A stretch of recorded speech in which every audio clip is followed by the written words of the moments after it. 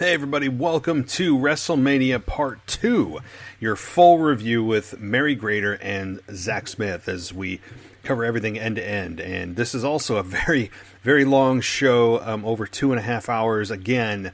So I hope you're ready for a ton of wrestling audio. We get into some heated debates on the FireFly Fun House, and why I wasn't a big fan and why they were.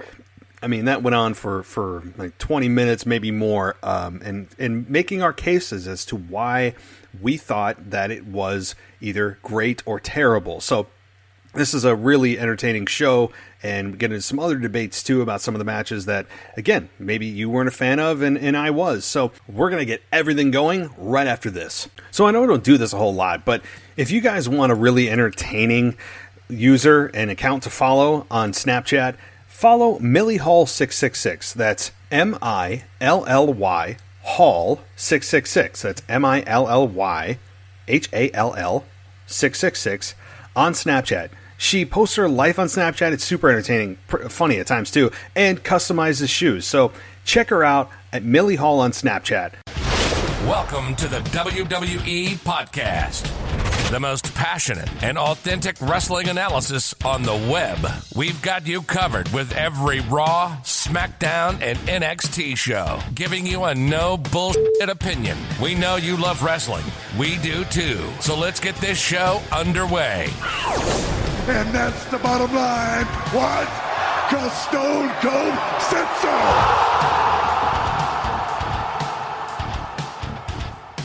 All right, everybody, welcome to Part 2 of your WrestleMania review.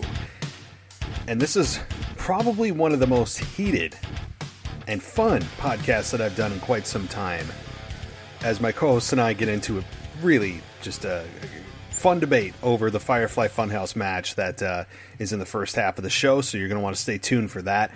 And overall, it was just a recap of WrestleMania, our thoughts and where it could be going, and just a great conversation. As I've never had this conversation or this group before, this tandem of Zach and Mary. So a new pairing as we get into the WrestleMania review, and WrestleMania is over, right? So things are about to return to, quote, normal. I wish the rest of our lives would, right? But we're about to go into a new season of WWE and look forward to Money in the Bank that comes to us, I think, May 10th or so. Don't quote me on that. So we have another pay-per-view that we can hang our hat on, and the WrestleMania hangover is real. And it's come, it's gone. It will be looked at. It's probably one of the most unique, if not the most unique. And, I say unique, but that's really a cover for disappointing in terms of there were no fans. Not the fact of the wrestlers not giving effort. I mean, these guys and gals busted their asses over the last few weeks to get WrestleMania taped, and the effort was certainly there. But with no audience, let's be honest, no audience takes the heart and soul out of a presentation of pro wrestling. I mean, it just does. So it was still hard. There were a few matches on the card that I think were able to make me forget that there was no audience at times. And that was on it was on part 1 of WrestleMania with Kevin Owens and Seth Rollins, which I believe was possibly the match of the entire pay-per-view. They tore it down. They burned it down, I should probably say, right? But this was a pay-per-view that had its moments. I think that most people are not on my side of the FireFly Funhouse opinion, and you'll get to hear that as we roll on. So this is a long one, guys. As I said at the top, this is a long podcast as you look at your length of this show, but I think that's a good thing because you get to sit, dive in, you got time on your hands, right? This is the time to sit back, enjoy. If you're going for a drive and listening to me, well, great. If you're going for a walk, I think that's cool too. If you're just sitting there on your couch or you're falling asleep to me, which apparently some people do, I'll take that as a compliment. It's all good. But thank you guys for listening to this show. It's much appreciated. And we'll be back tomorrow with your Raw review. And Wednesday will be From the Vault nostalgia. It won't be a new one. It's going to be From the Vault, but I'll pick a good one as I need a bit of a break from audio. I mean, I've just been, I feel like, nonstop publishing and recording, but so I'll be back live tomorrow, but then Wednesday will be a nostalgia, but From the Vault. And then Of course, NXT and AEW with our great co-hosts of Jeff Johnson and Zach Smith, who also joins me today.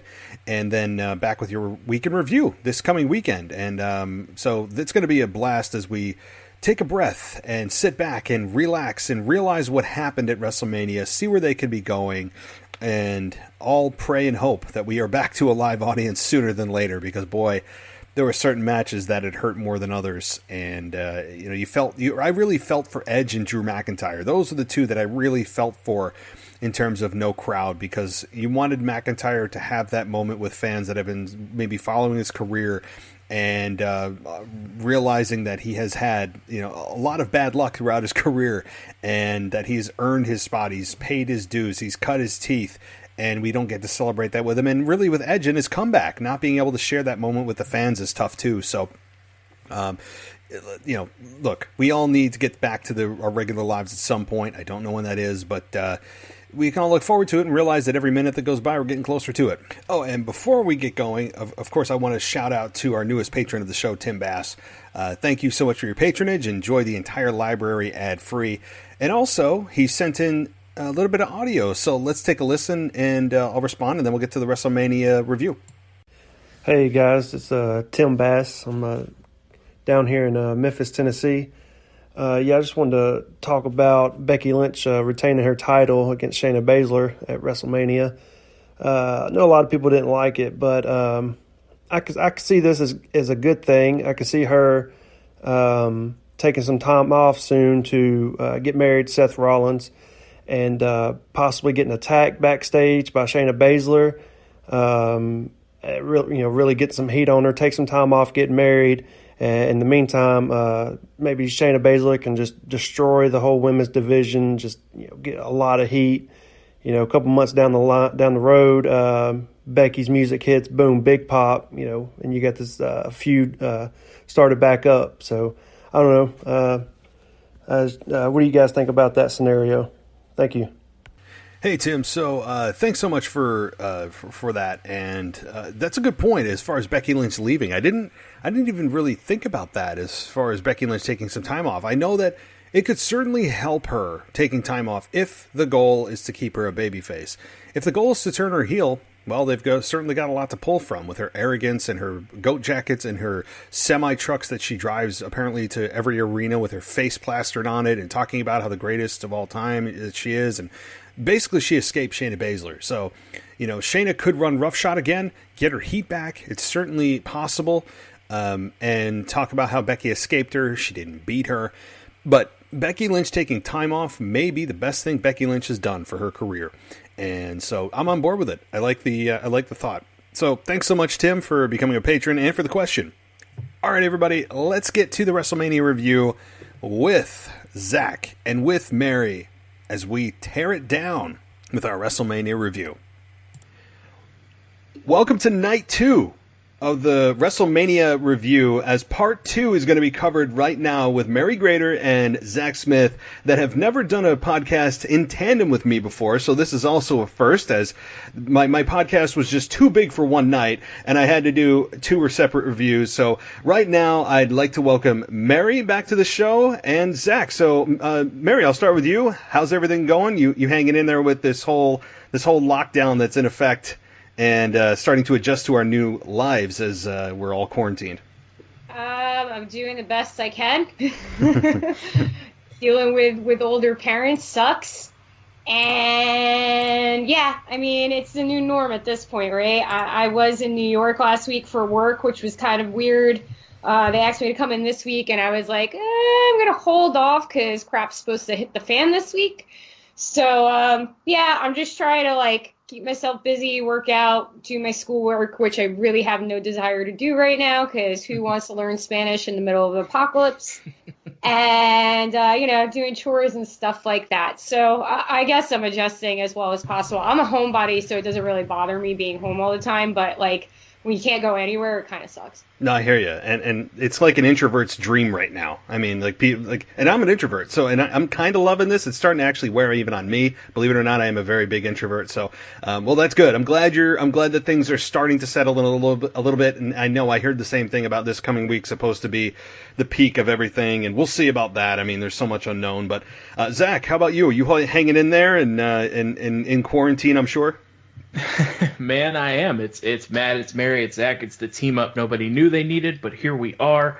I am doing fine. I am actually also an introvert, so this has been fine for me, but I actually work at a grocery store down here, and so my wife works at a hospital, I work at a grocery store, so we're the last two people that are going to be going home.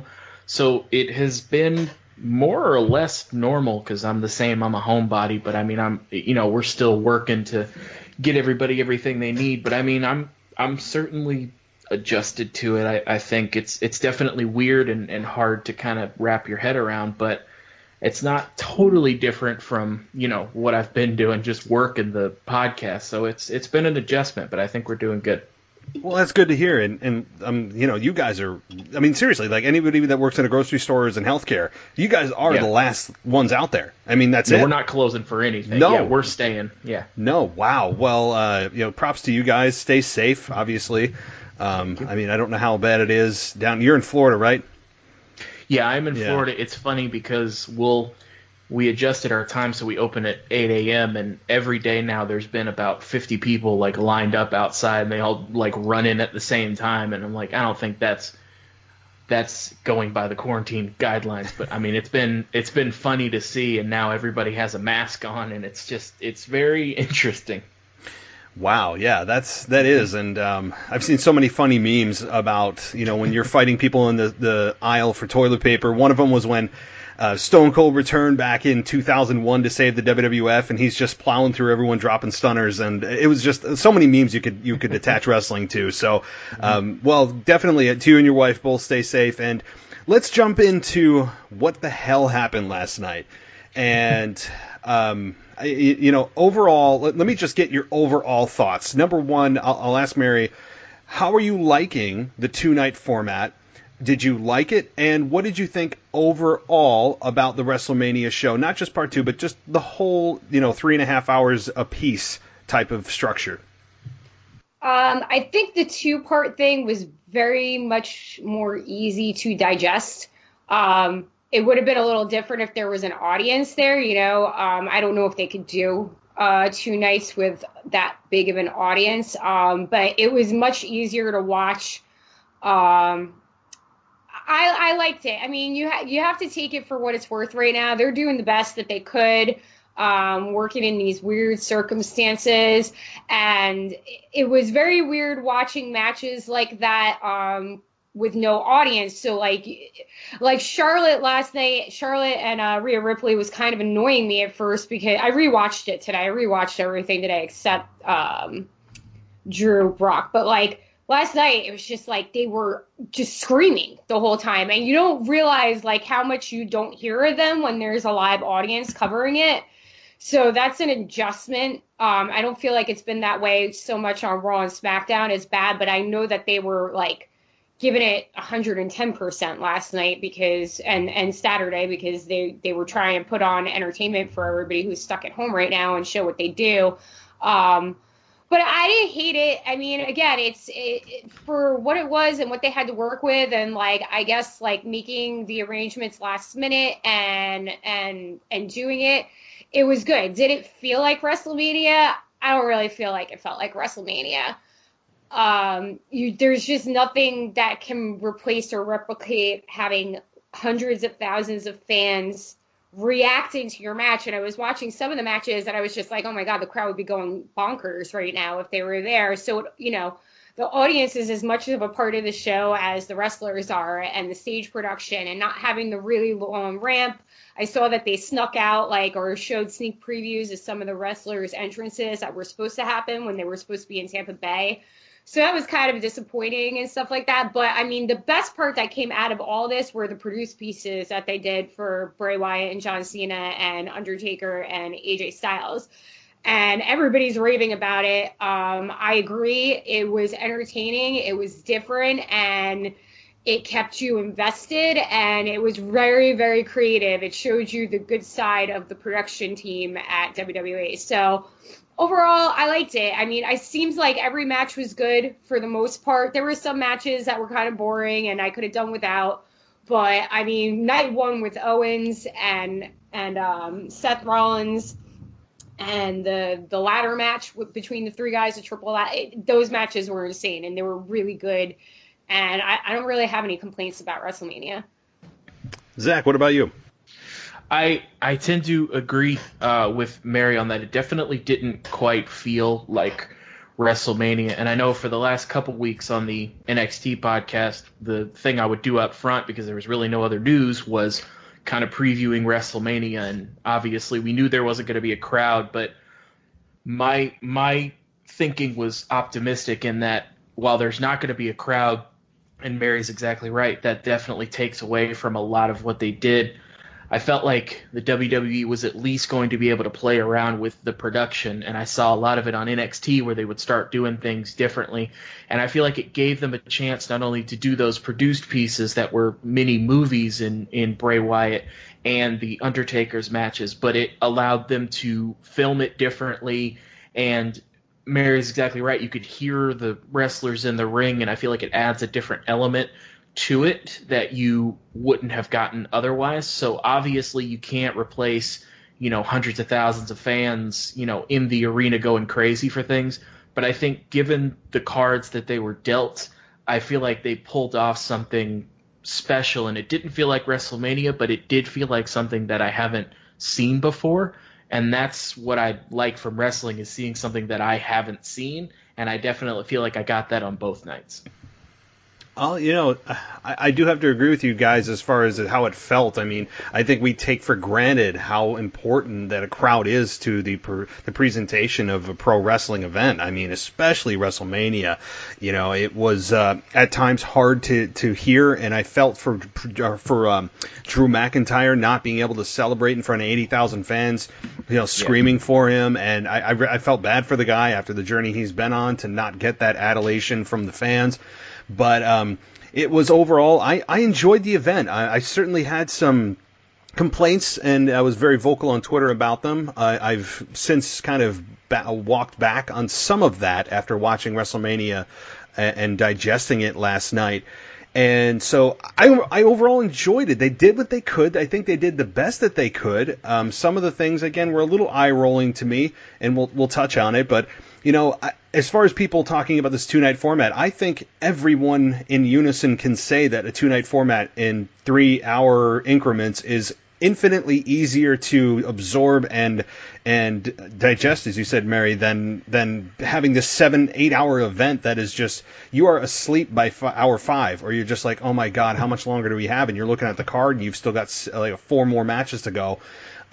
This was easier, but I don't think that when they go back to a live audience format, hopefully sometime soon, and for next year's WrestleMania, that they'll do that 2-night event, because there's a lot of logistics that come with that. You're going to have people rent hotel rooms maybe 1 or 2 more nights than they normally would, so it's an extra expense for people that attend. Plus, WWE would have to rent that stadium for another night, and that's a hefty amount as well. So I don't know how they would, from a logistics standpoint, do a 2-night format once they get back to a stadium, but I certainly enjoyed it, at least for what it was this year.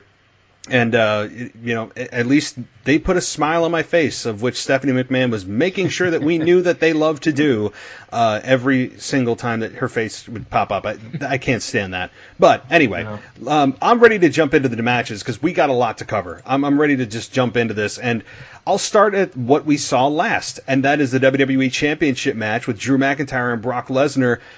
Mary, go for it. Like I said, I didn't get to rewatch it. That was the last thing right before we hooked up to do the podcast. But watching it the night before, last night, it seemed a little rushed. I feel like it was shorter than it should have been. But it was just two brutes kind of going at it. I knew Drew McIntyre was going to win, and like you said, it kind of took away from the crowd not being there from his win, because the place would have went nuts. Somebody finally conquered the beast at WrestleMania. How long that's going to last, I don't know. I won't be surprised if Brock has the title back within the next year. But it was an overall good match. It was a lot of the matches that happened were slobber knockers. It was they were trying to make up for what they normally do. They were trying to make sure that they were brutal and they were real, more real feeling, I guess you could say, when they were performing. But I didn't have a problem with the outcome. I think that Drew was a good slayer to the beast. Like, it was more convincing than Seth Rollins being the slayer to the beast. And overall, it is what it was. It was a good match. Nothing like made me go crazy and stuff like that. It was better than the Braun Strowman Goldberg match. So, I mean, if you're looking at the title matches, but I really don't have any major complaints about it. Go ahead, Zach. Yeah, and I would agree with that. I think that the two people that were hurt the most by this not being in front of a live crowd were Drew McIntyre and Edge, which we'll talk about later. But I feel like this match, and I think it was only something like 4.5 minutes, it was weird because it felt like they still had the match that they planned on having in front of a crowd, and it feels like they didn't adjust, whereas I feel like a lot of matches adjusted for there not being a crowd. This one felt like it was still very much built on these two guys who have built this story, and Drew keeps getting the better of Brock. And then they have this, as Mary said, a slobber knocker of these two big hosses fighting it out. It very much felt like it was still built for all of that reaction. And it was still really cool. And it's that thing that wrestling can do where if you build a story right, you build somebody right, like Drew, I forget about all the stuff he's done before, and I'm just excited to see his journey back. And so it was still a big, emotional kind of moment for me seeing that pay off. But maybe more than anything except Edge's entrance, it made me wish there was a crowd just to hear them go crazy, because it was still very much built for that crescendo. So you still got it, but I just, that's the one time I really wish the crowd was there, because it definitely felt like they were supposed to be. Yeah, this was one of those moments, like you said. I mean, it's just a glaring omission for the audience not to be there, which it just hurt. And there's obviously nothing anyone can do about it. But as far as the match quality goes, I mean, it was exactly what you'd expect. And, you mentioned, I think Mary mentioned it kind of being... or she did like it better than the Goldberg match with Braun Strowman, of which we never got an explanation how Braun Strowman got even an opportunity, but I won't even go there. But I think that match, if you just inserted Brock and Drew McIntyre into that, it's the same exact format. I mean, it was the exact, it's not just taking a page out of the book. They took the entire script from that match and just plugged it into Drew McIntyre and Brock Lesnar. And so it still worked, but it was the exact same match, just two different guys. And, the right man won. I think you could have made a case for Brock Lesnar winning. I actually picked Brock Lesnar to win because I think that I thought WWE would want Drew McIntyre to have that moment in front of fans, maybe at SummerSlam by the time we're all back, hopefully at that time. So I thought that there was a chance Lesnar would win, but I after Stephanie was just adamant about putting smiles on people's faces, I said they're not going to leave fans sour. So that told me right off the bat Drew's winning this, and I'm fine with it. I feel much more organically connected with Drew than I ever did with Seth Rollins as a babyface. So I enjoyed the kick out of the F5s. It was just, it's all finish, kick out, finish, pin. I mean, that's just what these matches are. You don't expect anything less. As JBL said the night before, these guys aren't working by the hour, and they are certainly not working by the hour.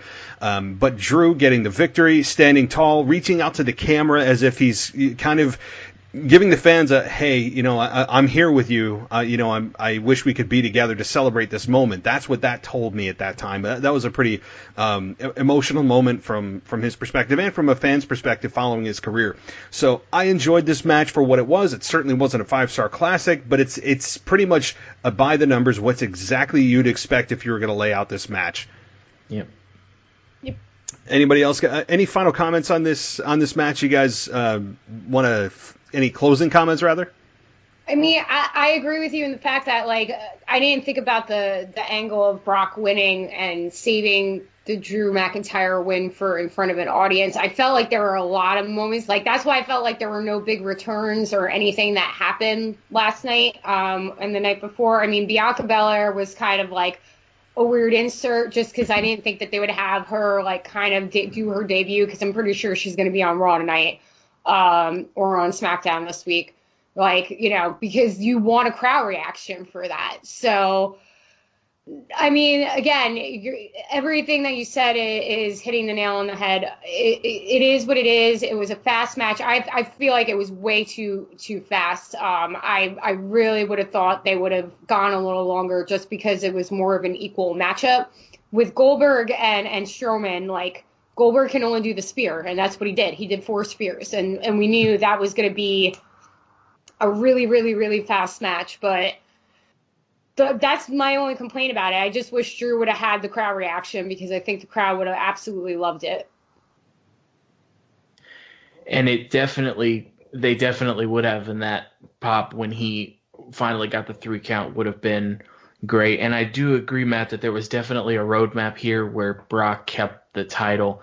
But I'm glad he didn't. I'm glad they went ahead and just pulled the trigger, not only because you don't know when you're going to be able to get live audiences back, and even once you can, you don't know how many people are going to be willing to come out, but I also didn't want to leave open the scenario where Brock keeps the title and then Drew losing devalues it, and then by the time we get to SummerSlam, Vince is already bored with Drew and moved on to somebody else. So I feel like it was important that they just went ahead and pulled the trigger now, because now you can work from Drew being a champion and he can get that reaction the first live show back, when I'm sure it's going to be like the Raw after WrestleMania on steroids for everybody. I'm glad that they just went ahead and did it, as opposed to the Roman thing where he loses and then it feels like kind of what's the point. I'm glad that they just went ahead and did it, and now Drew is the guy who he was set to be when he kicked Lesnar out of the Royal Rumble. So I was still glad to see it, but I mean, obviously we keep saying it. You just wish there was a crowd to see it. And as we move on, I mean, it seems to be that Brock just kind of goes into a hole and then into hibernation and then comes back around the SummerSlam season. So as Brock Lesnar goes back into hibernation and we have Drew McIntyre here, hopefully on a weekly basis, I anticipate that, as WWE champion, my thought is that he could possibly have a program with Seth Rollins. I mean, maybe they'll wait on that until SummerSlam. That's definitely SummerSlam worthy. There might be a Brock Drew rematch at some point. They could revisit that at SummerSlam, but at least in my mind, what I'm looking forward to, I really am looking forward to a Drew McIntyre Seth Rollins program. I know that we had Seth Rollins lose clean to Kevin Owens in what I think was one of the best matches of WrestleMania the night before. So I think at some point they'll get there. Seth has some repairing to do and getting his heat back, but I'm looking forward to that whenever it happens. And right now, as we speak, I would think that Drew McIntyre is out right now. You would, I think, want to start the show with your new champion. So I would think that Drew's probably out cutting a promo, maybe even talking about how he wishes we were there. I mean, and something along those lines. And so it'll be interesting to see Raw, at least, for me, tomorrow is usually when I watch it. So, all right, well, let's move on. And guys, I need to take a deep breath on this and really think about what I'm going to say, because I'm so torn on this match, if I even can call it a match. And that is the FireFly Fun House match. John Cena versus The Fiend. And damn it, Mary, just go ahead on this. I need to take a breath, because I'm torn on whether to tear this one a new one or praise it. And there's a case to be made for both. I've read a lot of deep meanings. I think this match had more meaning than on the surface. And so I'm going to reserve my comments to hear what you guys have to say first. So, Mary, just take it away. So you're turning it over to Conspiracy Theory Mary for yes, this? Yes, it's my favorite Mary. Yes, because, I'm telling you, because you are the perfect candidate to dissect every part of this match, or at least give your overall thoughts about what this could be leading to, what this means, what that means. I mean, you're all about it, so this is right up your alley. Go ahead. When I was watching, this was the last thing I watched before we joined together today to do our lovely podcast. When I was watching it last night, I was like, I don't even know what's going on right now, but I love it. Like, I dug the production pieces. I felt even though there was it was a street fight with Undertaker. I mean, that was a physical thing, but there was no wrestling. You're absolutely right. There was no wrestling in this whole entire thing in the FireFly Fun House, but the meaning behind it and everything, it draws so many questions. Like, there's theories running around right now about like what actually Bray's weakness was, which we've been talking about, on this podcast for months, like that people, Ramblin' Rabbit was saying there's a weakness, and somebody saying that if his opponent hasn't changed, then that's his weakness. He can't defeat him because what he tries to do is revert them to their strongest self, which we've seen with Seth Rollins and Daniel Bryan and everybody that he's faced. But he couldn't do it against Goldberg because guess what? Goldberg's the same shtick 30 years later. So John has been current John for a while now, but he was the prototype when he first debuted, and he was the Doctor of Thugonomics. So kind of going into the history of what John Cena was and what he was and who he is and what he could have done, I love the whole angle where they, if he would have hit him with the chair 6 years ago when Bray was asking for it and everybody in the crowd wanted him to do it, it would have been a CHT, a John Cena heel turn. And he didn't do it. And then them preluding that he is Hulk Hogan. They preluded that he was a lot of Hulk Hogan with the NWO stuff and him coming out as the leader of the NWO. And everybody thinks about, what could have been and if it was the right decision. And even John at the end of that match, that the voiceover was him talking about himself, saying that he was overrated and that he had every opportunity handed to him and he didn't really have to work for anything and that he should have put Bray Wyatt over 6 years ago. So the questions I had coming out of it was that whole thing, was that a retirement for John Cena or was that a rebirth of John Cena? Do we just see if John Cena comes back at any point, which I don't think we're going to see him. We might. I don't know. I don't really think we're going to because of everything that's going on and him being, an actor basically right now. Was that it? Was them showing him as Hulk Hogan in the NWO? Was that the heel turn that we've all been waiting for if he ever reemerges? Or was that him retiring? Was that him finally stepping away from the ring? Because right before this happened, John said he wasn't participating in WrestleMania this year. And that kind of seemed like he was bowing out finally from everything, like once and for all, not even doing part-time stuff. And then Wyatt came out and was like, nah, I got unfinished business with you. So I loved it. I thought the production was great. I thought everything was great. When Bray Wyatt turned around and started singing the Bella song to him, I was cracking up.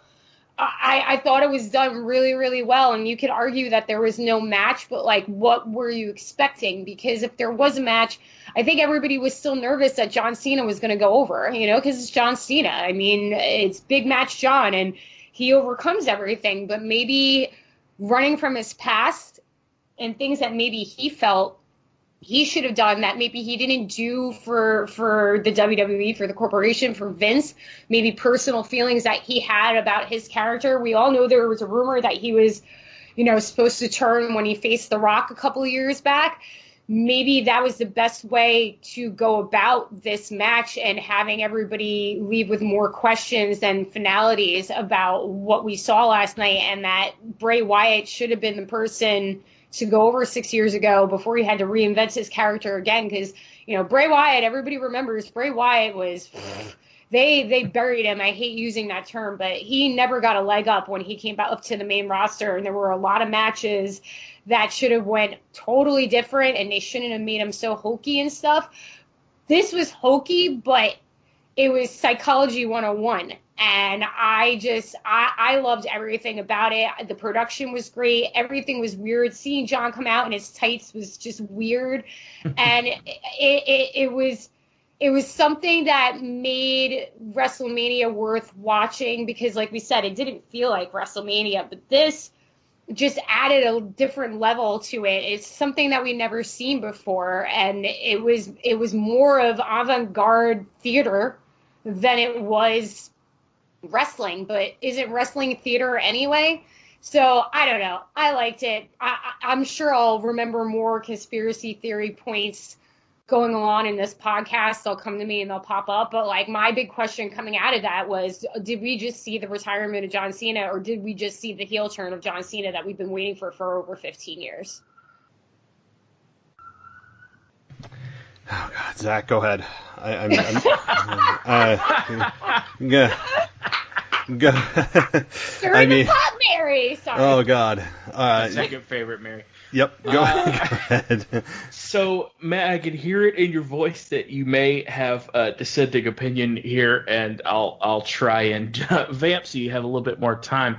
But you could certainly have that opinion. But I agree with Mary that it was more avant-garde theater than a match. But I think that, again, when I was previewing it on the podcast and saying that they were going to be able to do something different, this is what I was hoping for. And from the first time I saw the FireFly Fun House first debut, and I didn't know what it was, and it was weird, and it's like Mr. Rogers, but it's got a dark tint.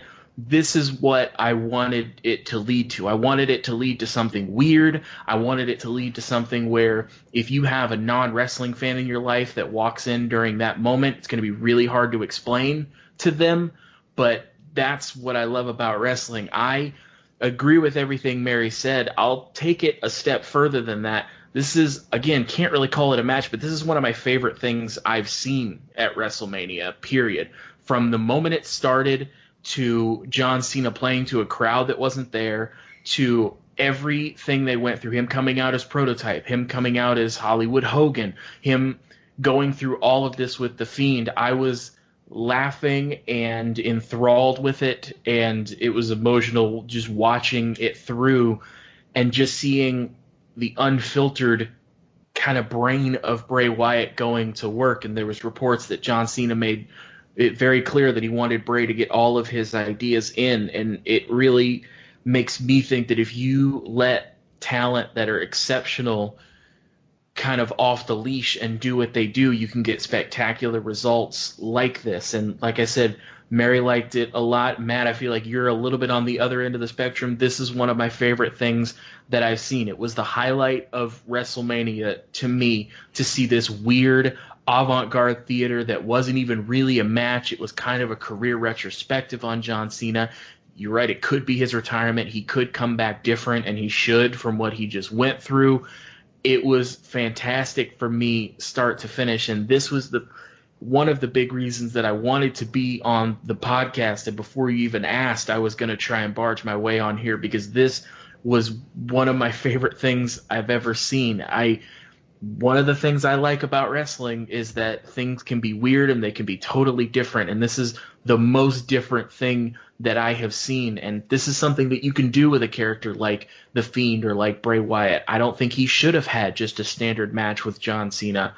In this case, I'm glad there wasn't a crowd, because if there was, you would have had a standard match and it would have been good, but it wouldn't have been this. And I'm so happy that there is this. I've watched this 5-6 times, just this match, and every time I see something new, and I just loved it. And Matt, I hope that I have cleared enough time for you to come in, because I feel like you're gonna bulldoze through this with a different opinion, so I'm gonna let you do that.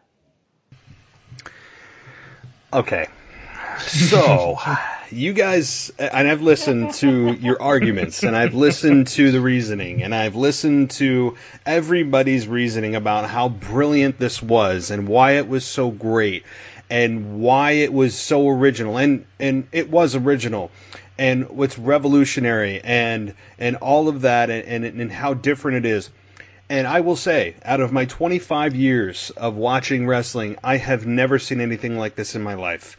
And being that as it may, the knee-jerk reaction that I have is, what the F is this? And that's exactly what I tweeted out. It's what I thought, and I'm sitting there going, this is, initially I said, this is one of the worst things I've ever seen in my entire life on wrestling, including Katie Vick, including Triple H having sex with a mannequin dressed as Kane. I mean, I have seen some bad things. I put it up there, initially, I put it up there as just the worst thing that I've seen on the biggest stage of them all, and it made me cringe. And I said this too. I said, this is one of those things that if you have a non-wrestling fan come in and they're watching WrestleMania with you, because you have those non-fans that come in because it's socially acceptable to be a wrestling fan at WrestleMania time, we get it.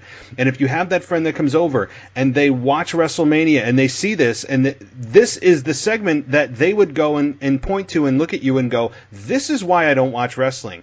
What the hell is this? This is the crap that I do not like about wrestling and why I don't watch wrestling on a weekly basis. And that's how I initially felt. And as I sit currently at 8:16 p.m., I still feel a little bit of that. Now, I think my biggest problem with this is, as a whole, I shouldn't have to think this hard as a wrestling fan. When I'm watching wrestling, I want them to tell me what the time is. I don't want to have to know how to make the watch. Just tell me what's going on. It does require a little bit of thought sometimes to see some of the angles going on and that, what's happening and what possibly could happen and the intricacies of it. But this was on a whole nother level that I have never, ever dealt with in my brain, that I shouldn't have to think. I don't want to use that much brain power when I'm watching wrestling. And maybe that's my own fault for dumbing down my brain when I watch wrestling, for not having to go in and dissect everything that's going on. I looked at this as it wasn't a match. Like, let's be honest, it wasn't a match. It was it was basically Wyatt being the master manipulator, taking John Cena on a journey that contradicted everything that he said, and referring to Cena as a bully, and then showing him the doctor of thugonomics, right? Like, he went through so many different things. There was so much thought clearly put into this, and I respect that. I understand that. And it was a journey into the mind of the Fiend. The second that John Cena came out and he said, welcome to WrestleMania, and then all of a sudden he's transported or teleported to the FireFly Fun House, I said, oh, crap, here we go. The second he was teleported, I said, oh, no. I mean, I knew what they were going with, and I said, this is going to be, again, I said, this is going to be one of the worst things I've ever seen in my life, because WWE has a long history of running from their own identity as a wrestling company. I said this in my last show about the AJ Styles Undertaker match, which in retrospect I've learned to love a little bit more than I did. And so when WWE runs from their own identity and they love to do these like cinematic type of presentations rather than what they are, and that's a wrestling company, I usually 9 times out of 10 hate it, because they run from what they are and they're almost ashamed to be a wrestling company. And they'll tell you, oh, no, we're not a wrestling company, we're sports entertainment. Well, first of all, there's no such thing as sports entertainment. That's not a thing. Like, you can't be sports entertainment. Sports are entertaining, but there's not a sports entertainment genre that they like to tell you there is. When you actually break down what that phrase is, wrestling is what the entertainment is. So wrestling is the sport that's entertaining, right? So, I mean, I'm not even going to get on that. I'm going to go on an hour on that. But this match that I'll call loosely a match, if I actually sat down again, I think, and watched it and tried to look at it through the lens of, okay, I see what Wyatt's doing here. I understand. Maybe this is trying to see John Cena for who he is, expose him for what he is. And if it does lead to a John Cena heel turn, then I'm more on board with it. And maybe if I sat down and went frame by frame and go, okay, I see what they're doing here, I understand. Maybe it is one of those things that the more I watch it, the more I'll like it. And I'm sure John Cena also liked that he didn't have to go out and take a bunch of bumps. I mean, he had to take, a couple Sister Abigails, which, I mean, my grandmother could take. I mean, it's not that hard, right? So it was just a level of suspending your disbelief that I haven't ever had to touch in my wrestling career as a fan, right? I've never had to suspend it to this level and to go along for the ride at this level ever. And maybe that's my own bad and my own brain working against me. And so overall, I mean, I honestly don't even know what to rate. If you're going to ask me to rate it, I don't know. If I was going to rate it right now, I would say it's a C. Maybe a D, C minus a D, because just because I've never seen something like this before, and maybe it's my own stupidity or my own non-willingness to open up to something so produced, such a level of I have to take my brain out of my body and just displace it in order to understand what's happening, and to not just understand what's happening, but also to go along with what they're doing and be okay with how silly this is, that John Cena would dress up in an NWO shirt. He would be the Doctor of Thugonomics and no one's there, and suddenly Bray Wyatt has teleportation powers, and like all these things that like my brain goes, no, this is not it. No, I can't handle this. So like the frustration throughout this, my wife actually came in and she was leaving me alone the entire night. She comes into the room and goes, "What is this?" I said, "I don't effing know." I said, "I seriously do not know what's going on. I've been watching wrestling for 25 years. I said, I have no idea what the hell this is." So, I don't know. Maybe it's me just dumbing my brain down or whatnot, but there it is. I'll stop before I start cussing. Okay, so I'm going to counterpoint. Sorry, I want to counterpoint real quick. So, okay, you're saying that, like, you had to, like, think about this. Haven't we for months been analyzing everything that Bray Wyatt does in the FireFly Fun House, Matt? Like, we were sitting there talking about alarm clocks with dates on them. Yeah, but we weren't talking... I don't think that you had to, like, suspend it, too. Like, you knew... That's the thing of Bray Wyatt. That the whole Funhouse thing is, like, yeah, you're suspending your disbelief and stuff like that, and I get that. But, like... going back to John Cena and everything that we've dealt with John Cena, his peaks and his valleys, and there were a lot of valleys for a long time where nobody wanted to see John Cena whatsoever because it was John Cena wins, LOL. He always wins. Like, how do you take down such a polarizing character as his? Nobody's been able to stop him. Nobody has stopped him since he has turned into this John Cena ever. And having a retrospect look of his career and where he went wrong or where he could have gone different, I think this is the only way that you could have had a match with Bray Wyatt, because as excuse me, I'm getting wrong.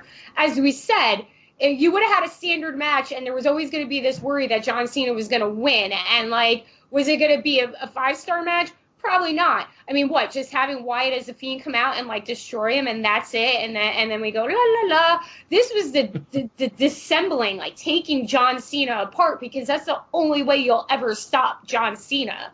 Like, I think you have to look at it. I mean, he called him Superman. You do need to go back and watch it, because I think there's a lot of things that you were like, oh, my God, I don't know what's going on, that you didn't pick up on, like, what they were doing and stuff like that. So I just don't understand that, like, how you think that, like, you're using your brain more, because ever since Wyatt has come into this character, the Fiend, we've been overanalyzing everything he does and thinking there's a different message for everything he does. So it's not like it was something that you weren't used to. Am I correct? I was used to it, but on a much smaller, less intense scale. I mean, we were just talking about FireFly Fun Houses that would happen for maybe a couple of minutes, and you could dissect some things that he did, but he didn't have teleportation powers. We didn't need to be on acid to see what was going on. You know, we didn't have John Cena pretending to be the NWO or pretending to be Eric Bischoff, and I get all I understand some of the analogies, but you're talking about the FireFly Fun House that was a couple of minutes versus 15 minutes of an acid trip. I mean, that's what it was. I mean, it was an acid trip, but at the same time, like, teleportation powers, The Undertaker can, you know, summon fire and lightning. He can summon. No. He can summon fire and lightning, but during the match is fine. But we have not seen now wait a minute. We've seen Undertaker do that. No. We've seen Undertaker do that in his post-produced cinematic presentation. I'm talking about basically a movie. It was a movie. It was not in the ring pro wrestling. Those are two different worlds. I mean, Undertaker summons lightning and smoke and all that kind of stuff.'s done teleportation. Kane does. I mean, we have many people do that before. But Bray Wyatt did it to a level that was, I mean, it was common. It was a cartoon. I mean, to me, it was a damn cartoon. I don't need to see this stuff that you just go, no, like, that's not a thing. I had enough issues with the Undertaker AJ Styles match that I've come to learn a little bit better. I mean, it was like NXT produced the AJ Styles Undertaker match and WWE Kevin Dunn produced the FireFly Fun House. Like, to me, that was kind of the analogy. Don't you smear my favorite segment by putting Kevin Dunn in that, Matthew. Kevin Dunn. Don't you dare. Well, here's the thing, though. It was super weird. It was something that you can't quite wrap your brain around. But if you think about this character that we've grown to know over this time, Bray Wyatt is a guy that was a cult leader character that was super sure of himself. He goes through all of this stuff. He loses to John Cena. He convinces himself in his head that everything started going wrong when John beat him. Now, that's not necessarily true, but that's what Bray has convinced himself as. So just in the context of this story and this character, when we first saw Bray Wyatt, he's a guy who now lives in his head, and he's got a FireFly Fun House. So if you're Bray Wyatt and you lose to this guy who you think you're better than, or you're more creative than, or if you had been given these chances, then you would have done this with them, and it wouldn't have just been standard Super Cena nonsense. If you think that however many years ago this guy beating you was the start of the end, and as Bray Wyatt, who was crazy before he was Mr. Rogers, and you've now had 6 years or whatever it is to stew about this and to think about it, you would go through, well, he's going to say, welcome to WrestleMania. I don't want to see his long entrance. We're going to go through that. He's basically Hollywood Hogan, where the babyface has never quite get their comeuppance with him, or nothing ever quite shakes him. And ever since he was the prototype, he's been a stupid character. And that ruthless aggression and the punch, if Angle had just ducked, this could have been different. Or during the Doctor of Thugonomics, all he says is corny raps and these nuts, and so I'm going to give him one more chance, and he's going to do the same thing again. Or he's an old school character like a Hulk Hogan, where it's not about your talent, it's not about anything that you necessarily do out there, it's that you're a 6 foot whatever super muscled guy who can lift a lot of weights, and Vince loves that. Or if we're actually in the ring and I Sister Abigail him, that's going to be the end of it. Or now with this Fiend character, I now have the power not only to take him down.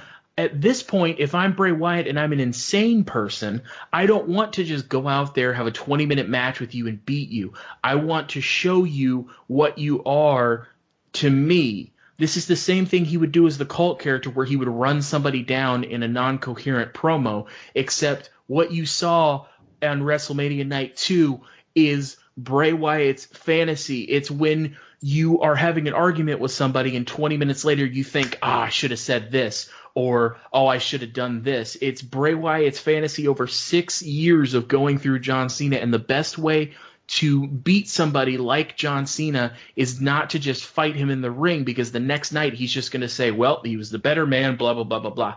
No, I'm going to tear down every part of your career that's been comical and that you've really had to shut your brain off to understand, and I'm going to dismantle it. And at the end, once I have shown him everything that is wrong with him in my eyes as an insane person, I'm going to stick him into the mat, and I'm going to go off the air with a defeated John Cena, not only physically but mentally. This is what an insane person would do if they had 6 years to think about it.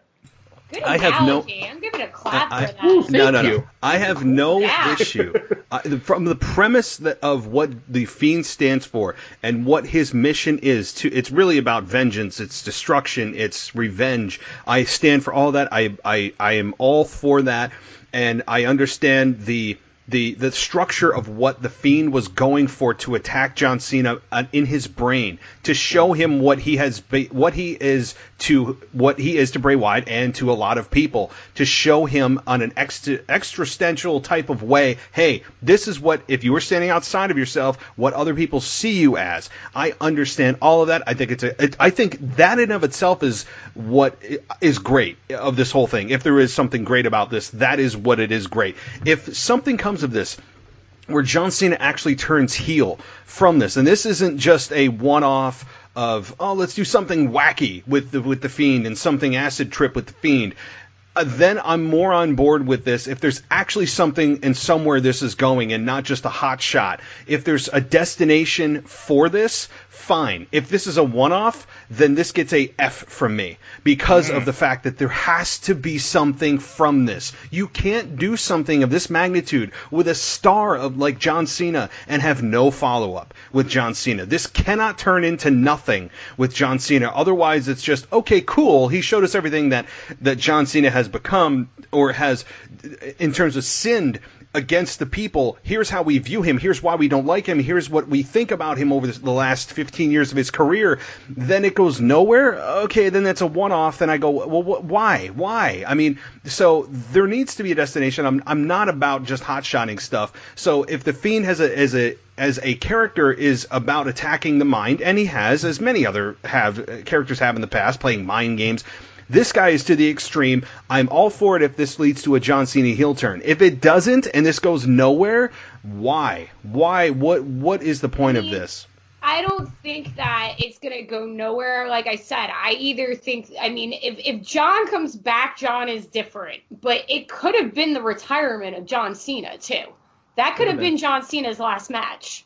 And we might not see him for a while. Next time we see him, he could just, announce that, like, he's done because he vanished in the middle of the ring after, it was done. And you have to go back and listen to the John Cena talking over, the Fiend giving John Cena the Manimal Claw and then taking him out. Like, John was, like, basically bashing himself and airing all his mistakes. And like Zach said, I think that the only way that you defeat John Cena is not to have a match with him, because you're right. You come up on, the next night and be like, oh, the better man won, blah, blah, blah. Mm-hmm. Like, remember when he was supposed to retire versus, who was it? What was it, Brock or somebody? And it was when he was getting divorced, and then he, like, came back a week later, and it made no sense. Like, John would show up and be like, oh, yeah, well, the better man won, but, I never give up, and I'm going to get him next time. The only way that you get somebody like that and you destroy them, you actually beat them, is to break them down mentally. And that was the only weakness that John Cena has had. Like, you have to mentally disable him and make him not be so confident and sure in himself, and then you go after him. But I don't think that this is it. Again, if it's it, I think it's more of a retirement angle than John coming back and being John, like being John Cena, LOL. Like, I don't think that's what's going on here. I understand, like, your qualms with it, but, like, again, for what we were going on with WrestleMania, and for them not to have those big moments with the crowd or returns or that huge pop that, Edge should have gotten when he came out, they had to do something different, and I'm glad that they did this different, because you're acting like this is like almost like the House of Horror matches with Randy Orton. Like, you remember how bad those were, right? You remember the lantern, you remember the whole world in his hands, right? This was nowhere near that bad. Like, this was actually something that you could wrap your head around and be like, all right, with this new character, this is what he does to his opponents. I mean, this was the extreme, but it's John Cena was his appointment. He had to go to the extreme. He didn't have to work that hard for Daniel Bryan or for Seth Rollins or for any other person that he's managed to turn back in The Miz, turn back into their best selves, you know what I mean? So I don't know if my personal favorite John Cena is Dr. Thuganomics John Cena, and I like his corny raps. I thought he was amazing when he did those things. He cracked me up. But that was the best John Cena. He was most creative and stuff like that when he was doing those things. I mean, draw in John Cena for the last 15 years, and he's been the same guy. I mean, the only time we've ever really, like, seen him, like, do different was when he had CM Punk as a dance partner, because he had somebody that, like, was his, anti, his other end, his equal, So, I don't know. I don't understand why. I understand why you're crapping on it a lot, because it wasn't traditional wrestling and it wasn't a match. But, like, all given circumstances and everything that they did, I think they did a hell of a job with it. And I don't think anybody was expecting anything else. If they were going to do something quirky, it totally couldn't go the House of Horrors, match route. It had to be something different and intriguing. And I was glued to the TV the whole time, even though I had no idea what was going on. So I'm all for the message. Here's where we find common ground. The message, the undercurrent of exposing John Cena and seeing him in a different light. I am on board for that. I am on board for seeing John Cena's career in 15 minutes from the perspective of Bray Wyatt and his warped mind. I'm on board for that on paper. I'm also on board for if this leads to a John Cena heel turn. I've said that. I think the biggest problem for me, if I was going to sum it down, is one word: believability. And when I have to take my brain to watch wrestling and I put it on the shelf, it's like I put it on the eye level shelf.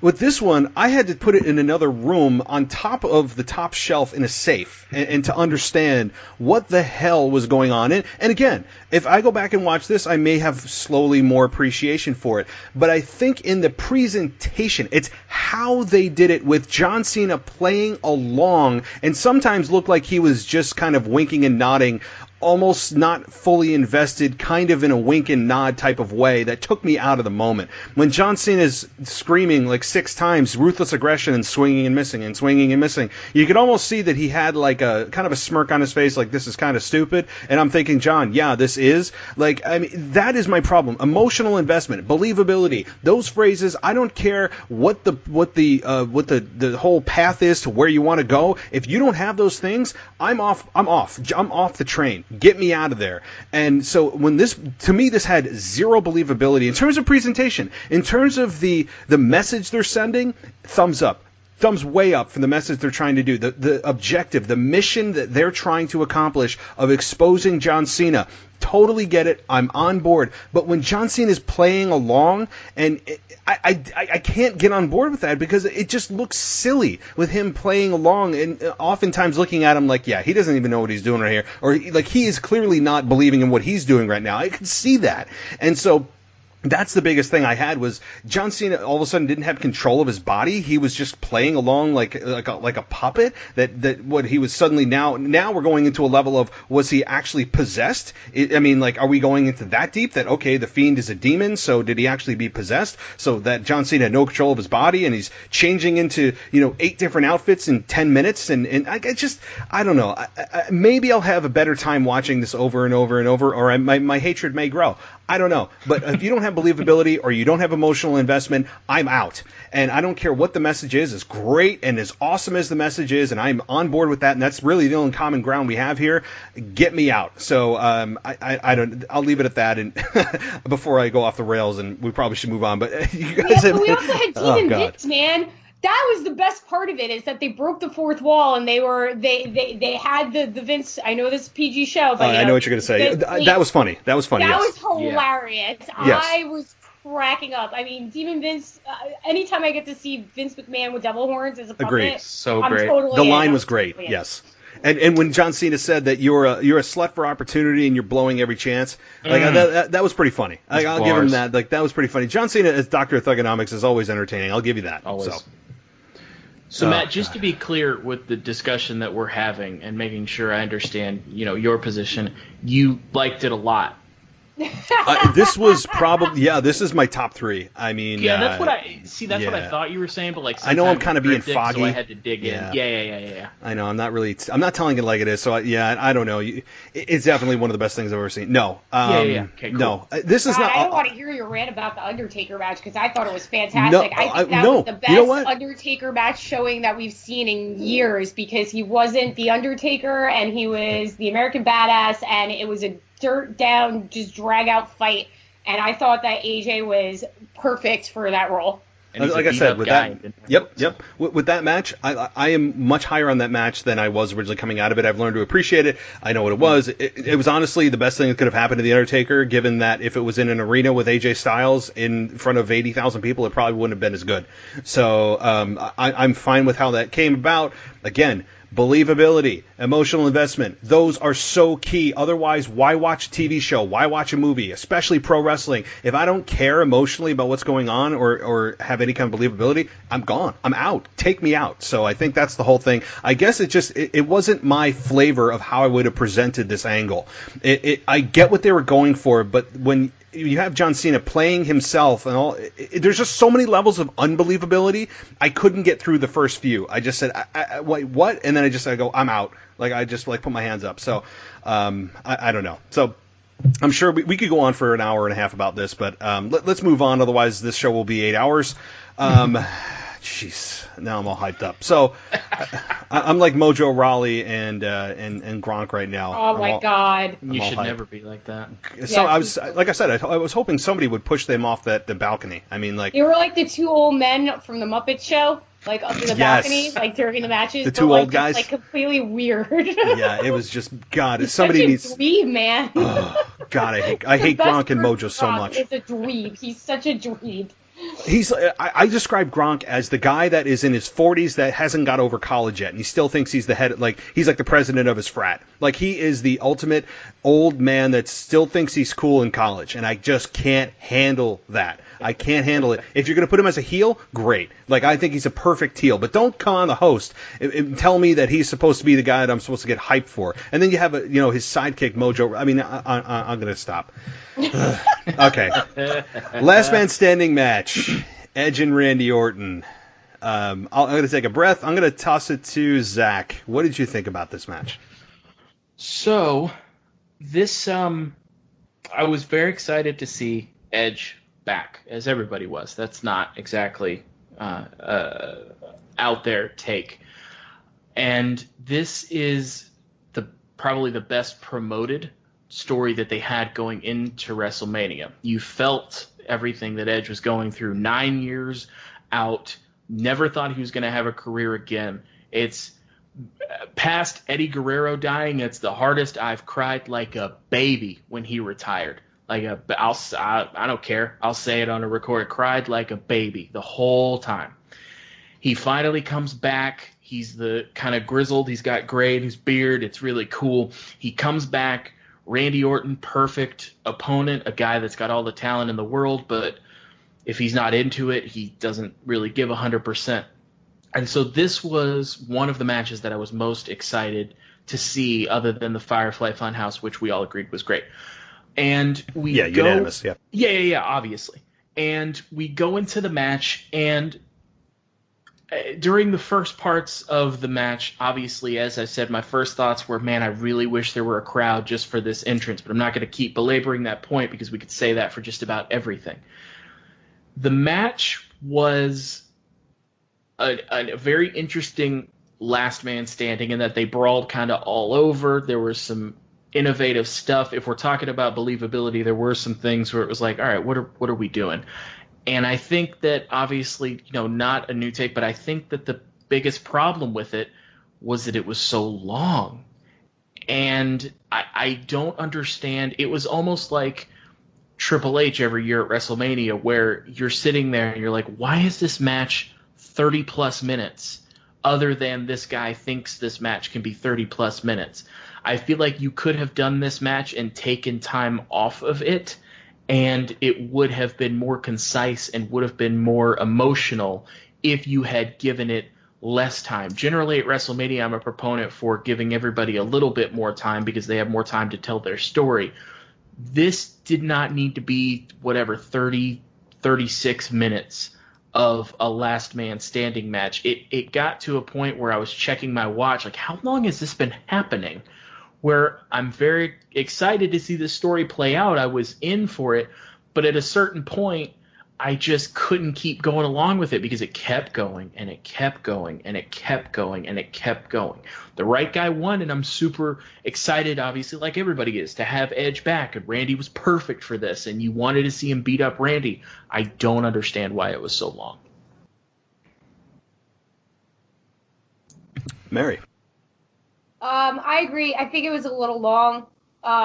It seemed like it drags out, and exactly what you said. We could sit here and say, I think the whole worst part of this match was not having the live audience for Edge to come out to, because it would have been one of those pops that like you don't think you'll ever hear.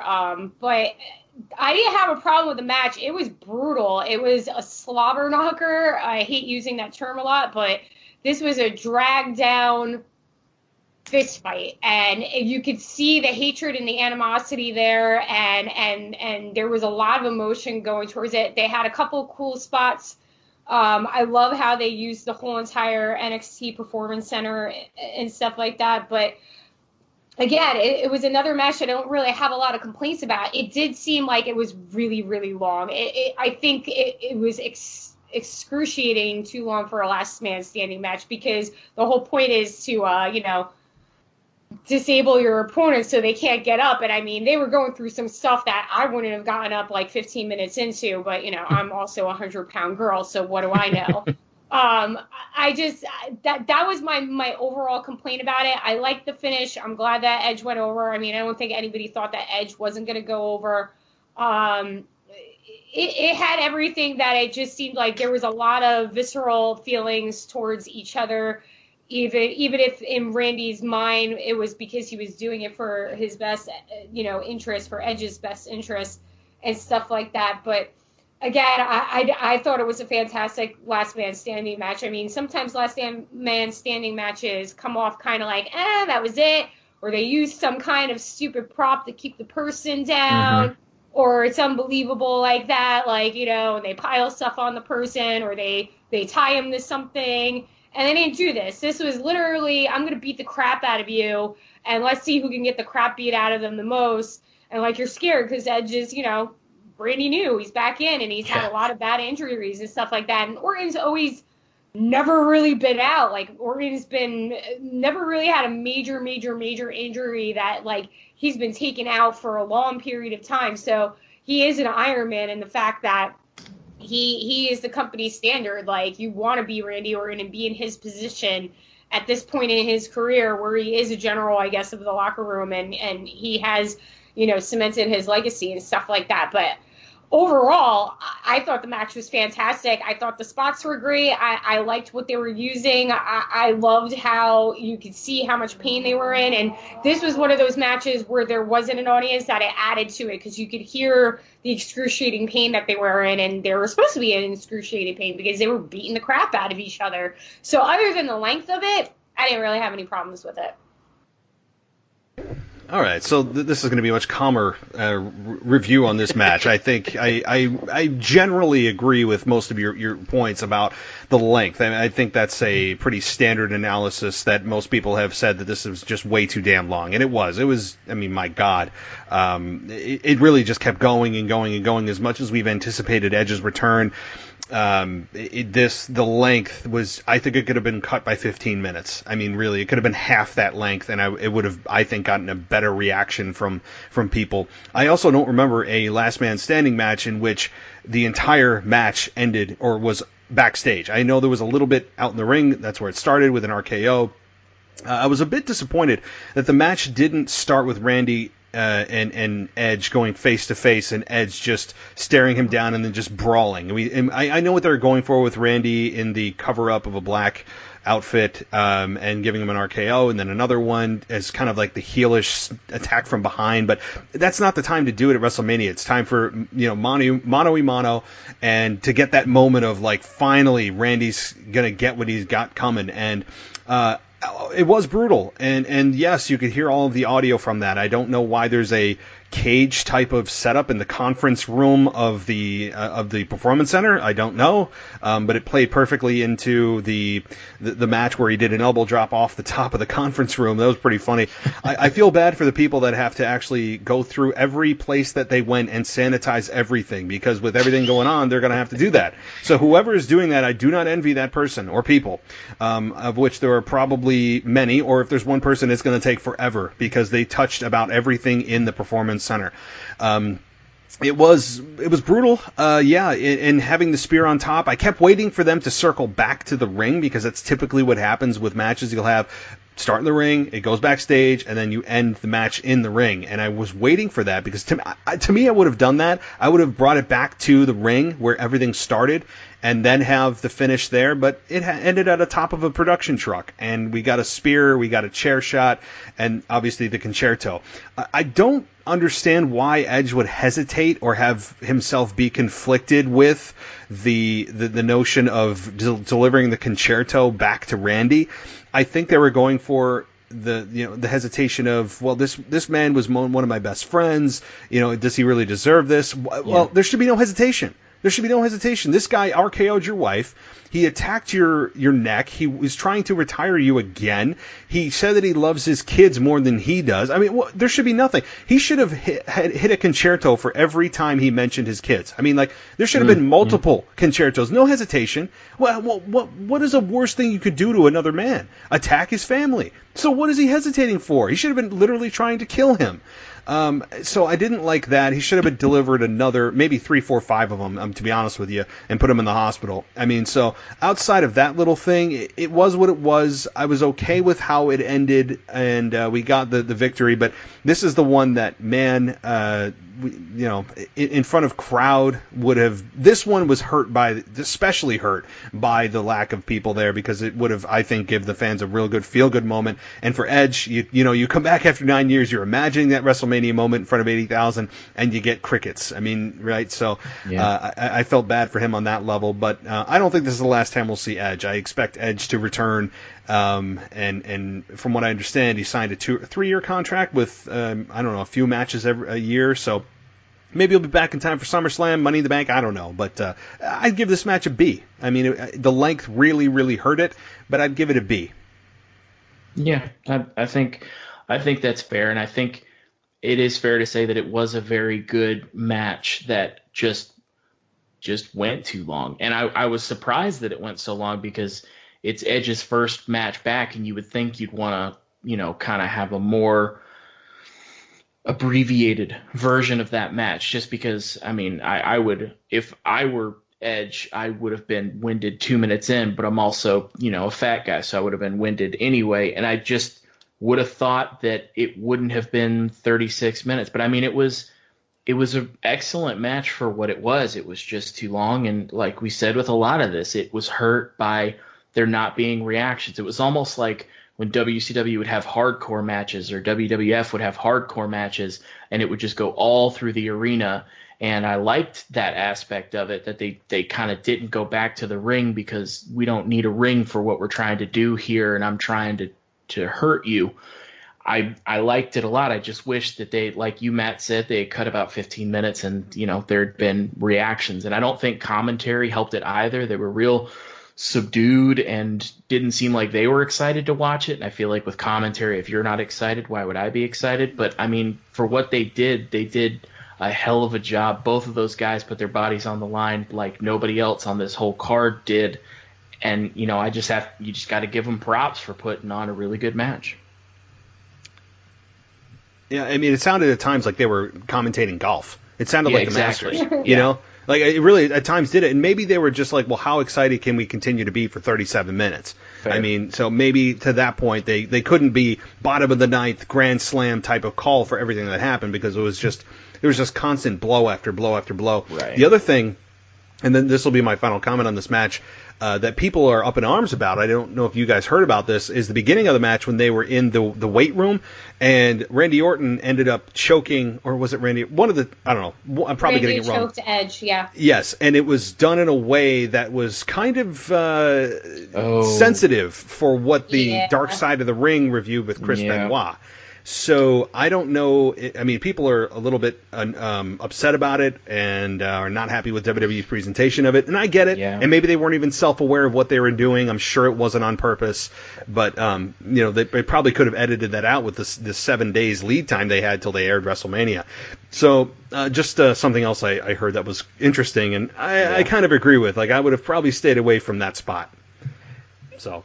Yeah, I agree. It was definitely, I think it's one of those things where you're just going through, and I imagine they didn't talk out everything that they were going to do, and you just see the setup, and, if I didn't know what I knew about what happened, it probably would occur to me too, to try and, choke him and use it that way. I definitely don't put any of that on them. I think they just reacted to the moment, and I'm sure before they heard about it, they hadn't even thought about it. But I definitely agree, Matt, that that's something that if you're thinking about it, you should. And with how vigilant WWE has been with not including anything about him after they found out what happened, that's definitely something where you had plenty of time to edit. You could have cut that. Yeah, agreed. Okay, I heard moving that on. they Go ahead. didn't cut anything out of that match. That's why it was so long. I don't know why they would fail to cut that out. And I honestly think, like Matt said, that it wasn't. They weren't thinking. It wasn't like a malicious thing that they did. It was just trying to use the props that they had around them. Yeah. I think I did think of it when I was watching it live. Me too. It was kind of a fleeting thought. It was just like really, really quick. I wasn't like actually like, oh crap, oh my god, So yeah, it's weird that they didn't edit it out. It's just weird that they didn't edit the match down at all, because I'm hearing that they didn't edit anything out of that match. Yeah. No, they clearly not. No, nothing. Nothing. So, all right, moving on. NXT Women's Championship match: Rhea Ripley and Charlotte Flair. Charlotte Flair winning the NXT Championship. So I'll give my quick thoughts on this. Honestly, I don't have a whole lot of analysis on this because I love this match. I thought it was maybe the match of the night, you could argue. And Charlotte Flair winning is, I think, a positive. I know people would say Rhea Ripley's been on a roll. She's the face of the women's division in NXT, all that. And I agree. But what happened here was, number one, they're trying to get more eyeballs on NXT, because NXT lately, especially even before the whole coronavirus outbreak and the whole format of empty arenas, was getting demolished pretty handily by AEW on a weekly basis. So bringing Charlotte Flair, name brand value, into NXT certainly helps the brand. I don't think she's a needle mover, but she certainly adds credibility to a product that has really, really done a great job of establishing itself as a true third brand, and not just the feeding ground for the quote main roster. So I think it's a good thing as far as bringing Charlotte Flair as the champion for that particular reason. With Rhea Ripley and Charlotte Flair here, they certainly destroyed the Shayna Baszler Becky Lynch match. I know we're not reviewing that, but I think if you put them side by side, it's not even close. This was a purist wrestling match. I would love to see these two lock up again. I hope we do. The chemistry was great. I'd give this match an A. Just everything about this, the psychology, the pacing, the physicality, everything, the timing, the length of it was just right for me. And I really think that these two blew it out of the water and was easy. I mean, again, you can make a case for the match of the night. And so, as from a wrestling perspective, this was certainly the quote best wrestling match of the night. Anyway, so for me, so you sound like you want to say something, Zach. So go ahead, your turn. All right. I get to disagree with you now. This is fun. Do it.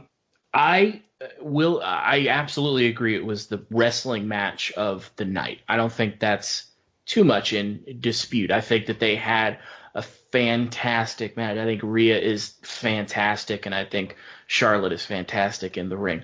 I don't know if some of this is just that I've never been the biggest Charlotte Flair fan. I don't dislike her. She's just never done anything for me, and some of her title wins have felt hollow to me. That might just be a personal thing, but I was really, really excited to see this match because for Rhea Ripley, since Survivor Series and that takeover, we've been building a story with Rhea Ripley, and she is the one that dethroned Shayna Baszler, and she's on this roll, and she defends against Bianca Belair, and then for the first time, you have the Royal Rumble winner challenging the NXT champion, and that story was very good in terms of not feeling like Charlotte took a step down, but that Rhea's the one that stepped up to challenge her, and she's the one that took it.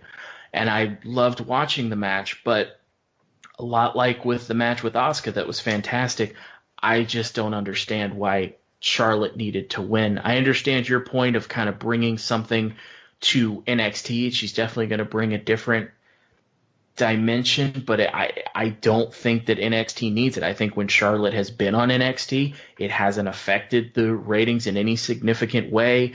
I think that when you have somebody like Finn Balor, who feels like an NXT superstar come back, he assimilates himself. I feel like I don't think of Charlotte Flair as an NXT superstar, and she feels like somebody that isn't supposed to be there. And I feel like rather than have this be, for no discernible reason to me, Charlotte winning the NXT women's title that she did not need under any circumstances, you could have used this to keep Rhea Ripley in a stronger spot, and then Rhea with that elevated position can then go back and have these matches with NXT talent.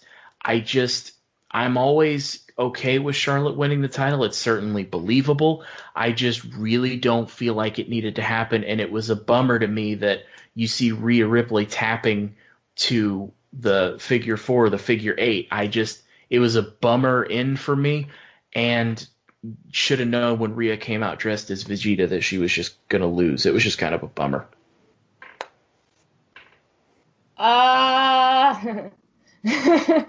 So while I agree with both sentiments that it was a really good match, I had no problem with the match. It was believable. Rhea was selling that leg like a superstar. Mm-hmm. I always love when they actually remember that they're hurt and they, favor stuff throughout the whole entire match because, you've been working that leg the whole entire time. Why aren't you limping?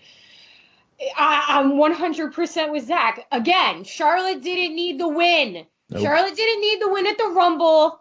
Charlotte didn't need the win now. She's already won the title 10 times. She's already a 10-time champ. She broke Trish Stratus's record, and I'm still saying that Trish is the greatest of all time because of the way that she came up. It just, when she wins things like this, Matt, not to disagree, I understand what you're saying with the NXT angle, but all the points that Zach just said, she's not an NXT star. She is a main roster star. She is Teflon. She doesn't need help or a title to elevate her or show that she is the best. She is the best. She is the best overall women's wrestler on all the brands right now in the shortest amount of time. Like, everybody forgets that Flair has not been around for that long. Like, and she's already a 10-time champ. Why does she need an NXT title? Like, to have Rhea win it and show that she's a dominant force, she's the one who dethrones Shayna Baszler, and let's not even get in, as you said, to Shayna Baszler not beating Becky Lynch at Mania, because what are they going to do with Becky Lynch right now is the question after that. Charlotte being completely flustered that she loses and going after Rhea for the next couple of months could lead you through SummerSlam. If you're going to put the title on her, make her work for it. Show that you're the best. Maybe this blue chipper beats her because she's a little stronger than her. There's a good storyline with Rhea cutting the promo and saying that she was always compared to Charlotte when she looked how she did when she first debuted in NXT or came to WWE. But again, no, there was no reason for Charlotte to win the title. There was absolutely no reason for her to win another title. So now what? She's an 11-time champ in how many years? It's just that force thing again. It goes back to what we were saying about John Cena before and Roman Reigns. Like, when you know that somebody is just like, this is what Vince wants and this is what Vince wants it to look like and this is what Vince wants to be the face of the company and the dominant person all the time, it takes away from the greatness that they already have. Great characters always have to struggle and fight and claw their way up to get where they are. That's why everybody loves Daniel Bryan so much.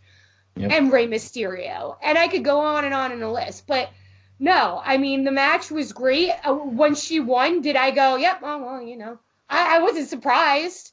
Because it's typical WWE booking. They don't ever do something risky. And you would figure in the environment that we're in right now in WrestleMania and trying to do things different like they did with these matches that were movies, that weren't matches.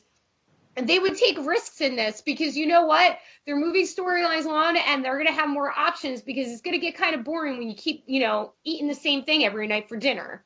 Does that make sense? Like, I just, there was no reason, first of all, and I'll go back, there was no reason for Charlotte Flair to win the Royal Rumble. She should have never won the Rumble. She could have won it in 2 years and it would have been fine. She's Teflon. She doesn't need anything to make her more proven that she is the best. She's freaking Ric Flair's daughter. We know. We get it. And that's why she doesn't need these things to elevate her. Shayna Baszler winning the Rumble would have been way freaking better. And I mean, and then if she, but they messed her up already too. It's just, again, Matt, I'm disagreeing with you now. There was no reason for Charlotte. The Charlotte win bothers me because there was just no need for it. It wasn't like Charlotte Flair was going to lose to Rhea Ripley and she was going to get knocked down to the bottom of the division and fight the Iconics whenever they come out of the rock they're under, and oh, poor Charlotte Flair. Yeah, okay, Charlotte Flair don't care.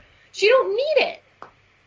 But, okay, so I see the perspective you're coming from, and so what I would say is I think you're putting the focus too much on Charlotte and not what the bigger picture of what and why they did this. Because if it can't just be about Charlotte because of all the reasons you just said.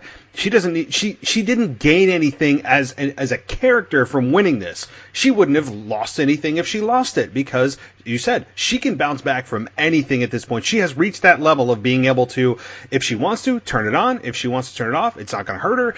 And Rhea Ripley, many people would go, why didn't Rhea Ripley win? She was the one that needed to win and put herself over against Charlotte.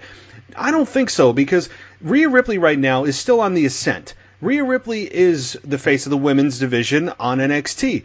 But now you have Charlotte Flair. As you just said, your own words, she is the greatest right now of all time in the women's division as we speak currently. So if you take the greatest and you put her on NXT, you have Charlotte now able to work with a whole new roster of women to be able to focus on the women's division of NXT. And it's not about Charlotte right now. It's about the bigger picture of the women's division in NXT. You have now the greatest, as everyone has said and kind of agreed, you have the greatest woman that WWE has to offer inside of the ring right now. That could be argued, but you have at least the way that she's been presented on NXT. So now she has, 10, 12 different women that she could work with on a nightly, weekly basis and get them over to that next level. Have them try to challenge Charlotte Flair. It elevates the women's division on NXT. It elevates the NXT championship. It's not necessarily about Charlotte Flair. To me, you could argue Charlotte Flair took a demotion for this NXT championship. When you put it against the SmackDown and Raw Women's Championships, yeah, it probably stacks third just in how there's the longevity, the lineage, all of that. So to me, it's the bigger picture. And yeah, the one little thing I'll say about the match, I liked how they focused on the leg and you work the leg the whole match, and Rhea sold the hell out of it. But then there's times where she sells how much it hurts, and then she's doing a moonsault with it with no pain. I mean, so that you could say that about a lot of different matches where they pick apart. On your leg when you're doing a flip in the air.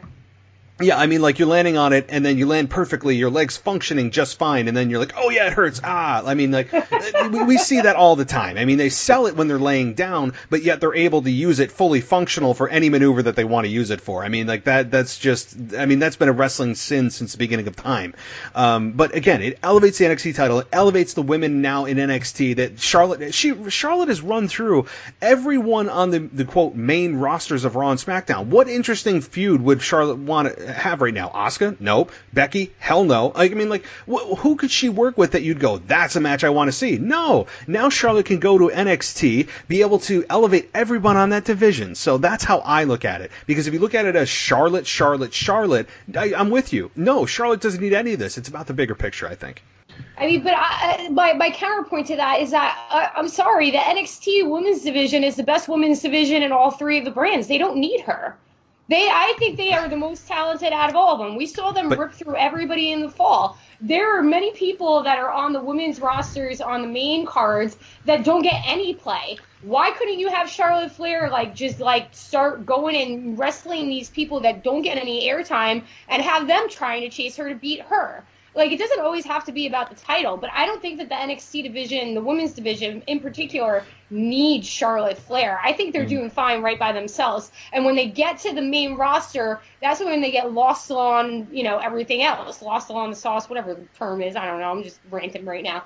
But, like, that's when they start to falter, is when they get up to the main roster, because they do focus too much on the same three people. Becky, Charlotte. I mean, Asuka is starting to, but Asuka's still super white hot right now, and Asuka should get a title soon. So I just think that it's a disservice to the main roster for all the people that have gotten called up from NXT that were doing quite fine when they were in NXT, and now they're, gone into oblivion and stuff like that. There are other ways to work it. I don't think the NXT women's division needs Charlotte Flair, and that's just my final. They don't need her, but you know what helps any roster? Star power.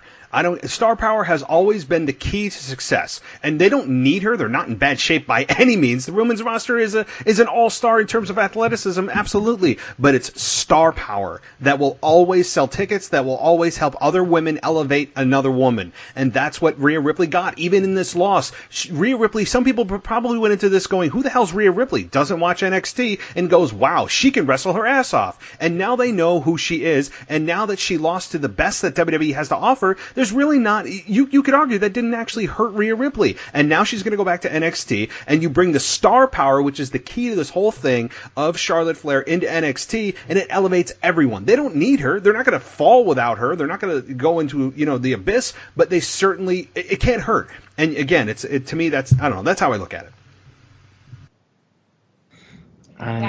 It just feels like it's not supposed to be Charlotte, but everything I've seen from WWE to this point has been Charlotte. And while I do understand the concept of a main roster person coming back with the title and elevating the other people, my concern is that they're not going to use Charlotte to elevate other people. They're using the NXT title and roster not only to elevate Charlotte, but to get her off of Raw and SmackDown, because like you said, she has run through a lot of the women's division, but Becky Lynch got over on her. But other than that, I mean, from Asuka to all the people she's beaten, I don't know that everybody comes out in a match with Charlotte Flair necessarily better than they went in. My concern is that the same as it would have been if Finn Balor had come back and won the NXT title right away. My concern is that Charlotte Flair is just going to be the champion and she's just going to run through the division. Now, I hope that I'm wrong and that they use this as an opportunity to have other women get over and this isn't going to be a long-term thing. But my concern with WWE and Charlotte is my same concern that I generally have about WWE and Roman Reigns, just like WWE and John Cena, just like WWE and Hulk Hogan, where they're just setting up people for Charlotte Flair to work with, not setting up other people to work with Charlotte Flair. So if they go the route of getting other people over using Charlotte Flair, I'm absolutely on board, Matt, with your plan. My concern is WWE hasn't shown me a lot to make me think that they're going to do it that way.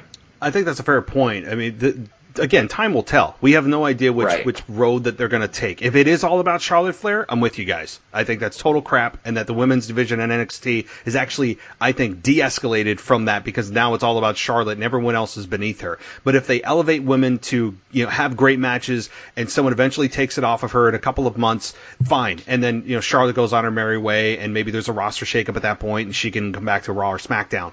But if it is all about Charlotte and she becomes the Roman Reigns of the women's division, then no, I am not on board for this. I guess I'm more optimistic about the win and viewing it as that. And you guys may be totally right. I may be right. I guess time will tell. Okay, let's move on here to the Raw Tag Team Championship match. The Street Profits versus Angel Garza and Austin Theory. I really don't have a whole bunch on this. To me, I really don't. I mean, the Street Profits win as they should. I didn't expect Angel Garza or Austin Theory to capture the Raw Tag Team belts, given the Street Profits had just gotten them, and they seem to be on somewhat of a hot streak. So, I mean, the match was okay. I didn't have a whole lot to say about it other than Zelina Vega is still the MVP of the match. I mean, she just is always the damn best, and they need to do something with her. Seeing her get laid out was interesting. It's very rare in which somebody actually gets over on her, so that's interesting. Bianca Belair and all that. So, yeah, I mean, my quick analysis is, because I don't have a whole lot to say, is the right team won, and Zelina Vega is the MVP, and we move on to whoever the Street Profits are going to face next. I mean, Mary, what do you think about this match? I basically say there wasn't a whole lot of substance to the match. The right team won. I don't think you take the titles off the Street Profits anytime soon, because they are definitely fan favorites, and they bring a lot of fun and energy to the roster in general, and they're just an interesting tag team. But yeah, I mean, the two takeaways from this is Zelina Vega getting laid out by Bianca Belair. So we have Bianca Belair debuting, and I'm pretty sure I've been looking at Twitter while I've been talking. She was on Raw tonight. Mm-hmm. So maybe moving forward now Zelina is finally going to start wrestling because she is a wrestler. She's just a goddamn good manager, and that's why they have her in this. And I think the other takeaway is that I didn't know that Andrade had gotten injured, and that's why Austin Theory was stuck in this match. But it seems like she's building, like I'd said a couple of months ago, her own little like corporation, like her own little faction, very much Heyman, what he did back in the day with his guys. And she's picking up these stars, and she's taking them under her wing, and she brings, stuff to them when she's representing them as their advisor or whatever term they use for her. So I think that's the good takeaway of it, is another person added to her arsenal of people, because now she's got 3 people under her wings, and I want to see how she builds on this. I thought it was going to be a strictly Hispanic faction going forward, but obviously Austin Theory is not Hispanic. So it's just interesting to see that she's doing her own little recruiting of people. And it's been a long time since we've had a manager managing different people. It's always just one person managing one person. It's cool when, they have other clients, I guess you could say. Those are my takeaways from it. It is cool to see it. And it's interesting because WWE's always been, or rather in recent years, has been kind of opposed to the idea of managers. And I've never really gotten a concise answer as to why, because Brock Lesnar doesn't work without Paul Heyman. Brock Lesnar's voice doesn't lend itself to that. He's not a good promo generally.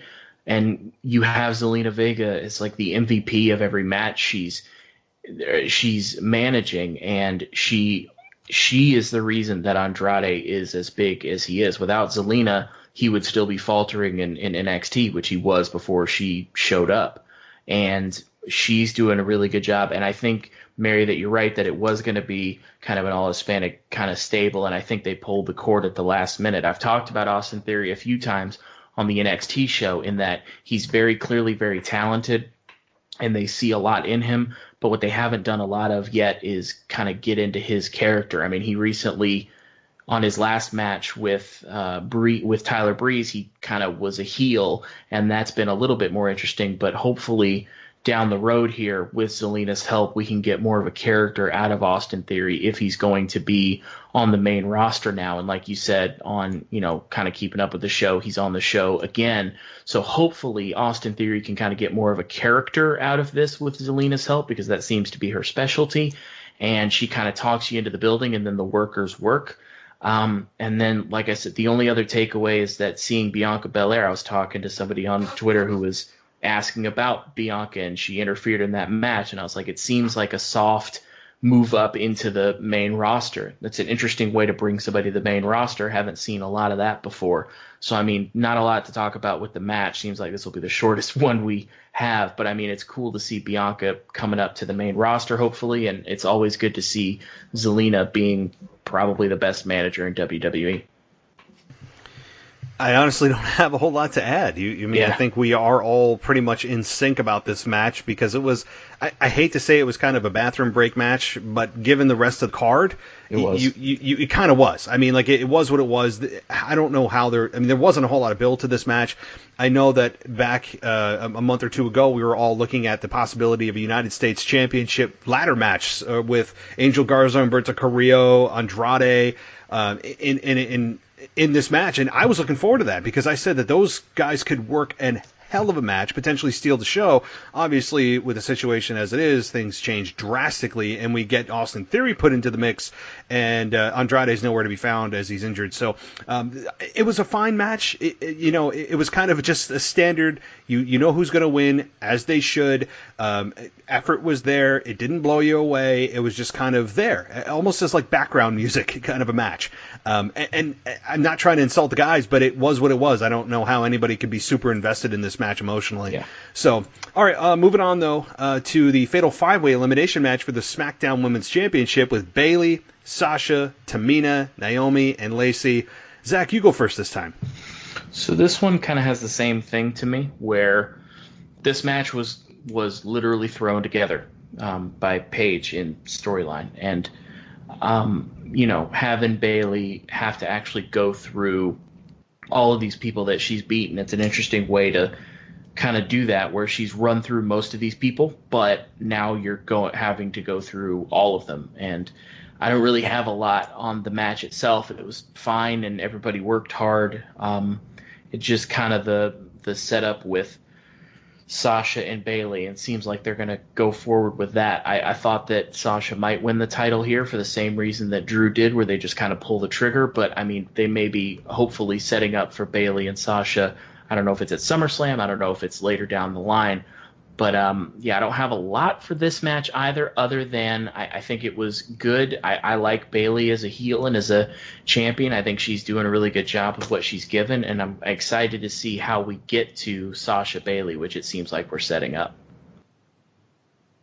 I thought it was a really good match for being thrown together.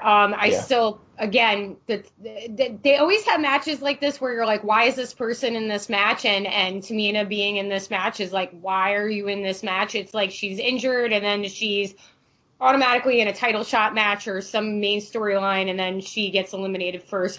There was somebody else. It was like Sarah Logan in the match at Elimination Chamber. Like, why are you here? I don't understand why you're here. So, I mean, and she was eliminated first, but I think everybody did a good showing. I thought Lacey Evans was really impressive in the match. I mean, I was poo-pooing on her a couple of months ago, but it really does seem like she went back and retrained, and she's gotten better with her movesets and her spots, and she doesn't seem as lost as she was when she was first called up to the main roster. So I knew she wasn't going to win, but I was pretty impressed with her performance during the whole entire match. She was entertaining to watch, interesting to watch, to see how much she's progressed over the last couple of months. I really thought Sasha was winning this. I thought they were going to do the turn, because it's every woman for herself. And I've been saying this for months. Matt knows, the pairing of the two of them seems like it should be reversed. Sasha's the star. Bayley is more of the sidekick. Even though Bayley, the last couple of weeks, she's been getting super annoying and aggravating to watch. And I think that's what she's trying to do. And she's very arrogant. And I think she's becoming more comfortable in this character than she was in the original version of Bayley. So I'm not really mad that she retains. I just thought that they were finally going to do the switcheroo somehow. And this would have been a perfect spot for Sasha to win. And it just kind of be like, oh, well, it was every woman for herself. And Bayley get eliminated, by getting pinned by somebody else. So Sasha didn't have to pin her. So they wouldn't necessarily turn on each other. Do you get what I'm saying? So they would still be their team up as their partners, as they are as their best friends, but the roles are reversed, and Sasha should be the one with the title because she brings more to it, even though, like I said, Bayley is progressively, slowly getting better in her role as the champ right now. So, I mean, I was a little disappointed in that. I'm not really mad that she retained, but now I just don't know how they're going to do it forward, if they're just going to completely split the two of them up and they're going to end up becoming enemies, and then who's the face and who's, the heel, because Sasha shouldn't be a face, and Bayley's thriving way more as a heel than she ever did as a face on the main roster. So I just thought it was a missed opportunity to have Bayley get pinned in the match by Naomi or even Lacey Evans in a shocker, and then have Sasha win the title, and them not having the split up, and them just being like, well, at least we still have the title in both of our hands. You know what I mean? So we're still the top of the division. So that's my only complaint about it, but I'm not really mad about it. I just don't know how they're going to move forward with it. I think they made the right move. I really do, because when you look at this, many people were anticipating Sasha Banks being the one to take the belt, and then there's tension, and then it's an automatic face turn. What they've done is take the slow road, which I love. I love that they basically just planted the seeds for tension to build with Sasha and Bayley, because now you have a case, if you're Sasha, of keeping your friends close and your enemies closer. And if you have a quote friend that you're close with, on the roster that's the champion, they would probably, number one, trust you more and maybe give you an opportunity to challenge for the belt. And so I think that is exactly what Sasha has done once it's revealed that, she is going to be turning on Bayley, which I really don't think is going to happen for a couple of months. I mean, I wouldn't say all the way at the SummerSlam. That'd be a little bit too far, but maybe the next pay-per-view, not Money in the Bank, but I don't know, whatever comes after that. I don't think it's King of the Ring. Is it King of the Ring? I don't even know. But whatever, maybe pay-per-view in June that we have. And so I like this. And also you have the whole Paige being returning tease. I don't know if Paige has any interest, nor do I know if she can physically go inside the ring. I don't know if it's going to be a feel-good type of Daniel Bryan Edge story where she's able to return from her neck injury. But there seems to be some constant follow-up with Paige about what she did about creating this match.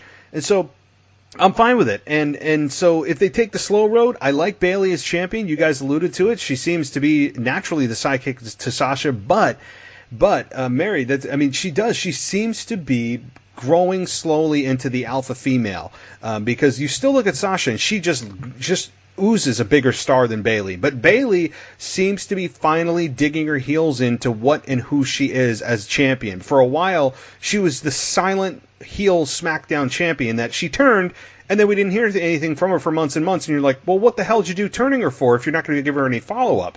And now that they've finally dug back in with her, she's finally feeling herself. It feels like she's understanding what the heel version of Bayley is, and that's what's really starting to catch on. So I really do hope that Bayley holds on to this belt as long as humanly possible until eventually, which is predictably fine, and I totally am good with Sasha taking the belt off of her as a babyface, because when and how we get that turn, I think, is going to be very interesting to see week by week. See the cracks start to slowly form, and there's a spider web of cracks, and it's just a slow build. I'm always a big fan of that. So I'd give this match, like a B. If I was going to grade it, I'd say it was very good. And you said it. Yeah. Lacey Evans got a really, really good showing here, and being able to pin Sasha Banks, and then it's Bayley now, only Bayley alone, and the fire that she showed was good. Tamina, I mean, come on. Like, as you said, Tamina in anything is just like, what is she doing here? It's true, because she didn't do anything to earn this title opportunity. It was just kind of like, all right, well, who's left? I don't like that they just hand these out, especially at WrestleMania. So based on WWE's schedule of booking Tamina, we'll probably see her sometime in November. That's fine with me. She's probably got like a torn ligament or something from last night. She gets injured after every big match she has, so yeah. I wouldn't be surprised if they say she's on the injured list. I'm not like trying to knock her, but she's just very injury prone, But I don't know. As far as I have more theories about what's going on with the Raw title than I do with the SmackDown title. So I don't know what direction they're going to move forward with Bayley. But again, I didn't hate it. I just thought that it was a good opportunity to not split them up and them to still have the title and to have the roles reversed. And then maybe the cracks start then where Bayley gets jealous of Sasha. I think that would have been a better angle of it. I'm with you. I can't complain about the outcome here. I mean, I don't think anyone can really hate this, because you got the look between Sasha and Bayley at the end where Sasha comes back and you're like, what is she going to do? And she ends up hitting her finish on Lacey Evans, and you're like, okay, I see what's happening here. But she kind of gave a stare to Bayley. It was quick, but there's something there that they're going to build on, and we all know it's coming. It's fine with a slow burn. Sign me up. I'm on board for it. I think it's an interesting story to tell than just flipping a light switch and then doing it right away when everyone thinks it's coming anyway, and then, well, there's no payoff, right? You've already paid it off. So to me, I like a story being built to a destination, and that's where they're going with this, I think. Yep. All right, let's move on, and we've only got a couple matches left, I promise. We have Otis and Dolph Ziggler, and so I'll give my quick thoughts on this, and then I'll toss it to Mary. Otis and Ziggler it's been a story that I've actually been enjoying. It's been the opposite of what was Lana and Lashley, and that was easy to follow. You're rooting for the good guy. You're kind of rooting for that underdog, that the guy that doesn't really look like he belongs with that super hot woman, and you're like, you're kind of rooting for him because there's not a really good chance, and you find out that she's interested in him, and then it ultimately falls flat because you have the jock of the sports team come in and swoop her away. And that's the story that they've told here, and it's been a very easy to follow, relatable, story that they told well. And Otis ends up finally getting his hands on Dolph Ziggler, and he gets the girl. He wins the match, as Michael Cole said. I don't like that he won with a caterpillar. I mean, like, that's all you're going to do is just do it like basically it's the Scotty 2 Hotty worm rephrased as the caterpillar with just an elbow drop. You couldn't have, I don't know, with all the anger and pent up frustration, and he snapped on SmackDown, he ends it with just like an elbow. I don't know. That's the only nitpick I have about it. It was a feel good, happy ending story. They finally kiss, and he walks out with Mandy in arms, and I was fine with it. I'm sure Otis in real life is probably like, hell yeah, right? Like, yeah, I mean, seriously, because not to make assumptions, but the reality is he's probably not making out with too many women that look like Mandy Rose in his real life. So he's probably going to cherish this moment for even in his personal life for many years to come. I understand it. I probably would too. So good for Otis. It was a feel-good moment. Ziggler got what's coming to him. He walks out and gets the girl. I had no problem with this. This was just a feel-good moment. They did what they were supposed to, and they put a smile on my face. So, Mary, what do you think?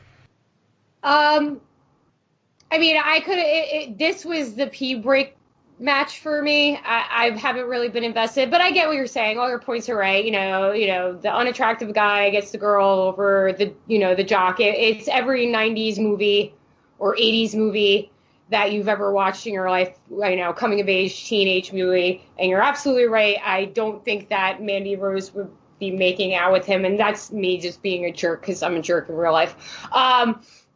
But what's more interesting to me is the Sonya Deville angle, where we got the reveal the other day about what actually happened with the Valentine's Day date and how this all came out, and her doing the texting. And then, finally the glitches were revealed that it's some guy behind a desk wearing a dark hood, kind of, I guess, iRobot, whatever that show is on USA, which I still haven't watched. It's on the list.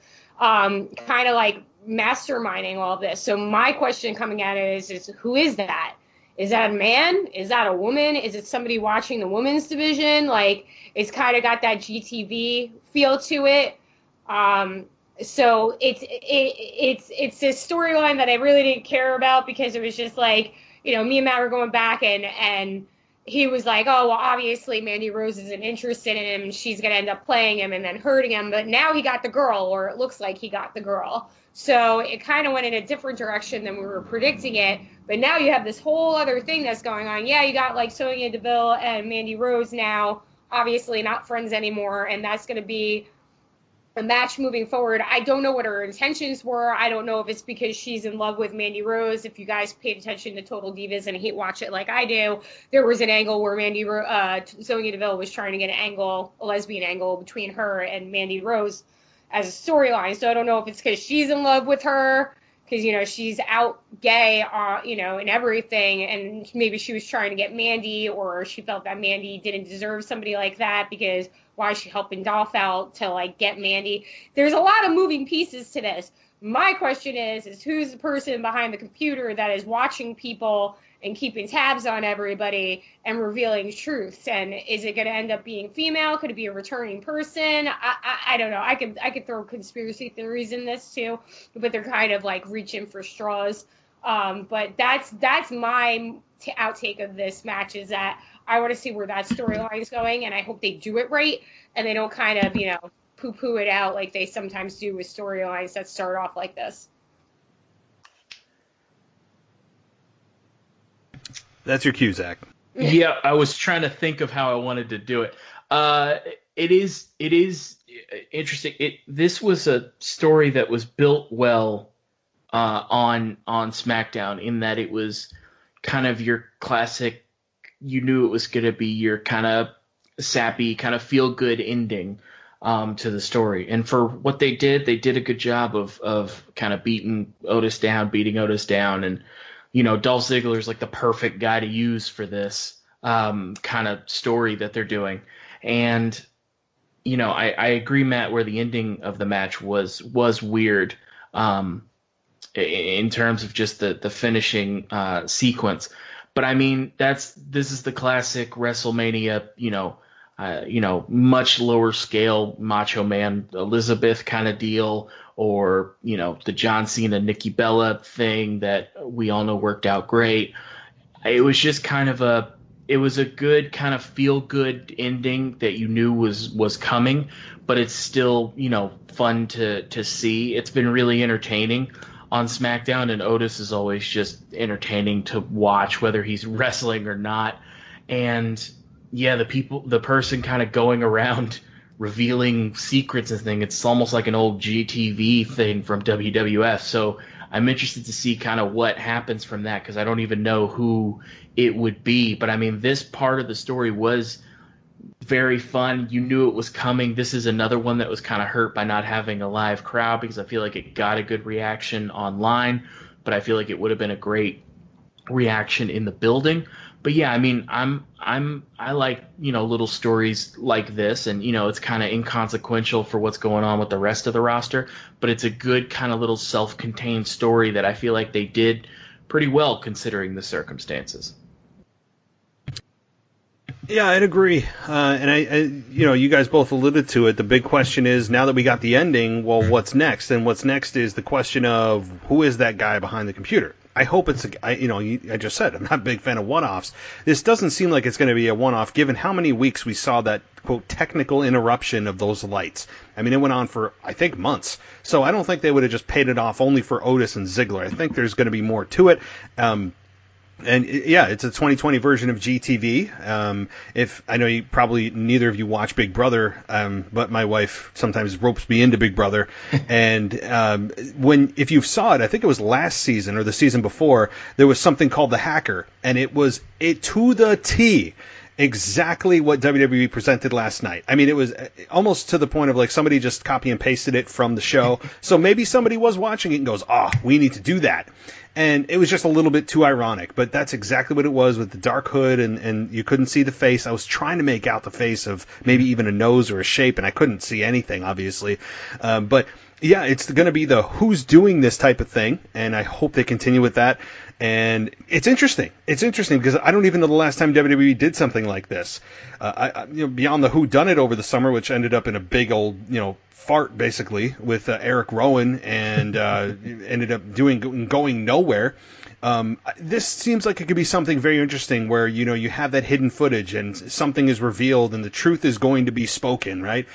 So I'm all for this. This is something that they can build on, and I hope it's not a one-off with just Mandy and with Otis. So, again, feel-good moment, but yeah. I'm sorry. Keep going. No, I'm done. I probably should be done. Go ahead. I was just saying it's a storyline that can go to both rosters, though, too. It doesn't have to be necessarily just a SmackDown thing. This person could be watching everybody right now, so that adds to the mystery of it. You don't know who it is. I mean, I think that a lot of people were saying it was Mustafa Ali because of the light circular thing that he had on his thing, but like after that reveal, I don't think it's him. So no, I'm sorry, Mustafa Ali is not that important right now. Yeah. They're not going to build up something that big. It could be somebody returning. It could be a new person. I don't know. But the good thing about it is that it can breach over every brand. So like it could just be somebody watching everybody, and hopefully they can, if they're short on storylines, they can kind of expand this. And it's a good thing that they have in their back pocket right now, because it can create a bunch of storylines for them currently, especially in the environment that we're in right now. So many things they could do with this. There's so much, and so yeah, they've got something here. They've got something, and I hope it's used when needed. I don't need to see this person on a weekly basis. No. Just all of a sudden you're like, oh, what are they going to reveal about this and this? Like it needs to be thought out. But I don't know what the payoff is other than who it's revealed to be. I don't know, so I would hope they have the destination before they start doing stuff and don't just do stuff to do stuff. But this could be interesting as hell. So I'm on board. All right, moving on. Only 2 more matches if you count the kickoff show. Aleister Black and Bobby Lashley.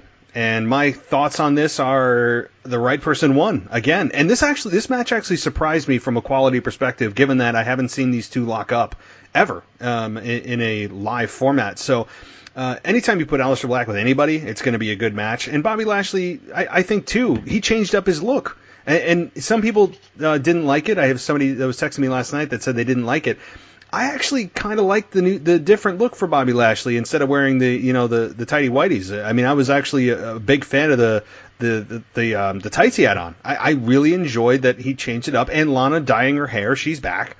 So something, even a small tweak like that can freshen him up. And so Bobby Lashley is a physical specimen. Aleister Black defeating him certainly just shows you where WWE sees Aleister Black going. This match came out of nowhere to put it on WrestleMania. This is not even, I mean, this is barely Raw worthy as far as, how they built it. I mean, let's be honest, this is not WrestleMania worthy at all. And when you look at what WrestleMania should be, but I was fine with it. This was a quality wrestling match. It exceeded my expectations, and Aleister Black won with Black Mass in one Black Mass, no kickouts, and the right person won, and it's going to elevate Aleister to the next level. So I'm good with it. Did you like it, Zach? I did. The first WWE live event that my now wife was nice enough to take me to, we got to see Aleister Black when he was just Tommy End and he didn't have the whole character yet. And, you see the tattoos and you see the way he works. I hadn't seen a lot of him before, and I've been a big Aleister Black fan like most people since then. And so I'm always glad when he's in – you're right, it's not WrestleMania worthy, but – it does mean something to me when you're in a one-on-one match in WrestleMania. At least it's something, and he wasn't left off the show sitting in a dark room waiting for somebody to challenge him. And Aleister Black always has quality matches. It doesn't matter if you put him in there with somebody with a story. It doesn't matter if you just, build something up. He's going to have a really good match. And I've always been a big Bobby Lashley fan. I can't really tell you why. Just I saw his kind of first run in his match with John Cena. I think it was when he jumped at the steel cage and knocked it over on Umaga. I think I was a sucker after that. And so when he first came back, I was really excited to see what they could do with him, because in TNA he really did go to another level and become a much more well-rounded performer. And since then, he hasn't had a lot to do. He had the weird, Lana kind of Rusev story that we went through. He hasn't had a lot to do. And you're right, Matt, he did change up his look, and he's doing things a little bit differently, which is really interesting to see. And hopefully, like you said, again, this was not a WrestleMania match. This was this wouldn't be the main event on Raw. But hopefully putting these guys together, them having a really good match, kind of sets things up for them going forward. I'm ready to see Aleister Black moved up more toward the main event scene where I think he should be, and I'm more excited to see where they're going to take Bobby Lashley next, because when you put him in the ring, he's very good. You just got to give him the opportunity. And like I said, hopefully, best case scenario, this kind of acts as like a launching point for both of them, where we will start doing more with both of these performers that I feel like can add a lot of value to different, feuds going forward. I don't have as much to put into this as you guys did. It was a good. No. It's just it felt like a filler match to me, yeah, and it definitely. was. I love Aleister Black. He's probably one of my favorites on the roster. So anytime I watch him, like you guys said, he's going to be a good match. I've never really had a problem with Bobby Lashley. It's just I think that I don't know how they still don't know what to do with him. Yeah. And that bothers me, because he is very Brock Lesnar type, where he's not very good on the mic. Yeah, we know he needs to have a manager. The Leo Rush thing was just grating to hear that kid talk all the time. And Lana just seems like such a mismatch with him. Like when she was with Rusev, it worked. It just doesn't work with him. And I made the comment last night, like, I know she dyed her hair. She looks weird as a brunette to me. She's a blonde. She's a blonde totally through. You just look at her and she screams blonde. So this is a girl talking right now. And then two, I made the comment of, I love how she went from sexy business suits to 90s style hooker dresses, because that's what she wears now. And I just don't know, I don't know what she's trying to do. I feel like Lana's always lost in trying to have her character, and I think she was best when she had a Russian accent, and she was Rusev's manager. So that being said, I still think it's a mismatch with Lashley. I still think they're missing the boat with putting Lashley with Heyman. That is just, been screaming since Lashley has come back. same prototype, same thing as Brock, and then you have a reason for Heyman to be on TV when Lesnar is not there. So I like his new look. I didn't mind the tights. He looked good, like whatever. Again, it was a good match. It's more the outside stuff that they're putting in and they're trying to do. But yeah, Aleister Black, I feel like he should be in the main event scene already. I think he should have been there a while ago. I think they got lost on him too. I think like they get like weirded out when they have like goth metal types. They just don't know what to do with them unless it's like the Undertaker. So like I feel like the WWE still doesn't know what to do with either of them. I don't think you really need to do much with Aleister Black. He is what he is. What you see is what you get, and I think that works for him. It's good that he's the strong, silent type, and he doesn't have to talk to get his point across of how dangerous he actually is. And it's the same thing with Bobby Lashley. Like, he's a big dude, and he's good in the ring, and he's a powerhouse. But the problem is that he does need somebody to talk for him. Yeah. So I just think that once they get the right manager, because I can't see them keeping Lana with him for much longer. Like Rusev was okay without Lana, which was surprising. He's funny and he changed his character up that he didn't need her anymore. But these three players in this whole thing right now are very, very, they don't know what to do with them.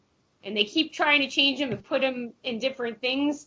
But I think Aleister Black out of everybody's gonna be fine, and they'll eventually figure out that guy is main event star and that he will be able to be what he is without any, like, help. As far as Lana and Lashley go, I think Lashley needs a new manager, and I think it should be Paul Heyman. That's my final thought. I've thought that, again, like I said, for years, since he's come back, whatever. And Lana, they need to figure out what to do with her, too. I think she needs somebody else under her wing. Yeah, so Lana and Lashley, that storyline clearly played out. They have nothing left. They ran out of gas. They just go, okay, well, after that storyline ended, with her and Liv Morgan, and Liv Morgan was beating her, but nobody cared. And I was never a fan of that whole angle, especially Lana on the mic. I know people found her annoying. I found her annoying to the point of channel changing, not annoying in good heel heat. Mm-hmm. So Lana, pairing with Lashley, I'm ready for that to be over too. I don't know what the explanation is. If you saw at the end of that match, though, Lana looked at Lashley as almost like, how dare you, almost in anger, not in like concern for his well-being, but in anger for, I'm your wife. I don't deserve to be associated with somebody that loses. That's what I read in her eyes. Yeah. So that could be something that they play off of and work off of to eventually split these two up because, yeah, it's run its course. Let's move on. I mean, maybe even Lashley Lesnar. People have been talking about that forever. I mean, obviously you do have to do a lot of repair on Lashley and his character and build him up for several months. But the point is, I'm ready for Lana and Lashley to move on. I'm ready for Lashley to do something of substance. I'm ready for Aleister Black to do something of substance. And that's not necessarily world title, but get them in get them in a different program. Get them doing something different, of something that you can sink your teeth into, and you're not just going to look at them on a weekly basis and go, okay, well, this isn't a real program they're into. This is just kind of a Monday night one-off, and what they've been doing is just kind of one-offs. They're not in anything that's of any meaning. So I think we're all on the same page with that. The final match is really, it's the kickoff match of Natalya and Liv Morgan, and Morgan defeated Natalya. I honestly don't know what to say about this because it doesn't mean anything. I mean, other than Liv Morgan getting a victory over Natalya, which is a big deal, I don't know if it signals anything. It's on the kickoff show or the pre-show, whatever you want to call it, and Morgan wins. I mean, that's a little surprising given Natalya's stature and longevity and all that, and veteran status in the company. So you get Morgan a win, who desperately needed it after her transformation from pink to blonde, and being Lana's lover, and then going nowhere with that and losing to Lana, or rather being in matches with Lana that she didn't lose to her. But so I'm fine with this. It's a bit surprising about the outcome. It may signal that they're actually going to do something with Liv Morgan. Did you get that same feeling, Zach? I did. This was like the ultimate in why is this a match? I found out about it on Twitter, and there wasn't a personal issue between them. There was nothing. They were just both excited to be wrestling. And I don't want to take anything away from that. I feel like if I were a performer, even if I'm on the kickoff show, it's still WrestleMania and you're still performing. And they did what they could do with it. But with a match like this where there's literally no setup and two people who don't seem to have ever really had an issue, I just don't understand why it needed to be a match. And when Liv came back, it felt like it was going to be something where, fans speculated she was going to be part of the FireFly Fun House, and then she comes back and she's put in this dumb angle with Lana and Rusev that doesn't really go anywhere. And so I'm glad that they got a match. And like you said, Natalya does have veteran status, and she's done a lot in the women's division, but I never cared. Natalya just never really did anything for me just as a performer. And so when they went into this match, it was like the ultimate, and even if it were on Raw, I wouldn't necessarily care just because I don't understand why this is happening. I don't understand where we're going to go from here. But I think that you're right, Matt, where hopefully this was just to get both of them on the show to have a good match, and then hopefully to kind of springboard Liv Morgan from there, because I feel like there's things that you can do with Liv Morgan. It just feels like she's been a bit of a holding pattern since then. And so hopefully with this, we can kind of move on and we can do more with Liv. And so while this match wasn't particularly, anything, the plus is that maybe we can use this as a springboard. That's hopefully the positive we can take out of it. I'm going to be honest, I didn't watch the match. We're not going to fault you. That's okay. I just did homework, and I was like, oh, WrestleMania starts at 7, and then I was like, oh, crap, the kickoff show. But just from an outside perspective, I know Liv won. I do think that this was just a match to springboard her because, like you said, they stuck her in that Lana angle, and it went absolutely nowhere. They got a lot of bad heat from it because it seemed very early 2000s storyline. Am I surprised that Natty lost? No. It doesn't matter that she's a veteran. Natty is like the veteran jobber for the whole women's division. She's been overlooked the whole entire time she's been there. I mean, granted, it probably has to do with that she's terrible on the mic and she's a terrible actress. But she's a great in-ring performer. She's fantastic. I freaking love watching Natty wrestle. So other than that, I don't really have any comments about it. It's got to be something for Liv Morgan to, kick off on, and that's the only reason the match, as you said, there was no build up to it. It was just kind of announced on Twitter. So I didn't watch the match show, so I don't have any input about it, and sorry. Your homework had the same heat that the match did. You're fine. Yeah, basically. Yeah. Damn it. And Mary, I almost didn't have to use the bleep button. Oh, we got so close. I'm so sorry. Close. No, it's okay. I've been really good all night. It's just, I would have felt cheated. Guys. I would have felt cheated. I'm from Jersey. I don't know how to speak without cursing. It's all good. All right, so that was really it. I mean, that was part 2 of WrestleMania. I don't want to even get into part 1 because we were already 2.5 hours in. It's crazy how quick time goes when you talk wrestling. Oh, yeah. So, any final thoughts about WrestleMania in general? I'll start with you, Mary. Any final thoughts on anything that we didn't touch on, and maybe a quick reaction on part 1 or anything that you want to talk about? My takeaways I just want to, because Conspiracy Theory Mary is here for 2 seconds with part 1. So Becky beats Shayna, and I'm just like, what? And I swore her reign was coming to an end. So I don't know where they're going with her forward because she's very much like Charlotte where she's run through everybody. Does this mean Asuka is going to get another chance at the title? I don't know if they're going to go back that route. I mean, she beat her queen. And that was kind of the end of that.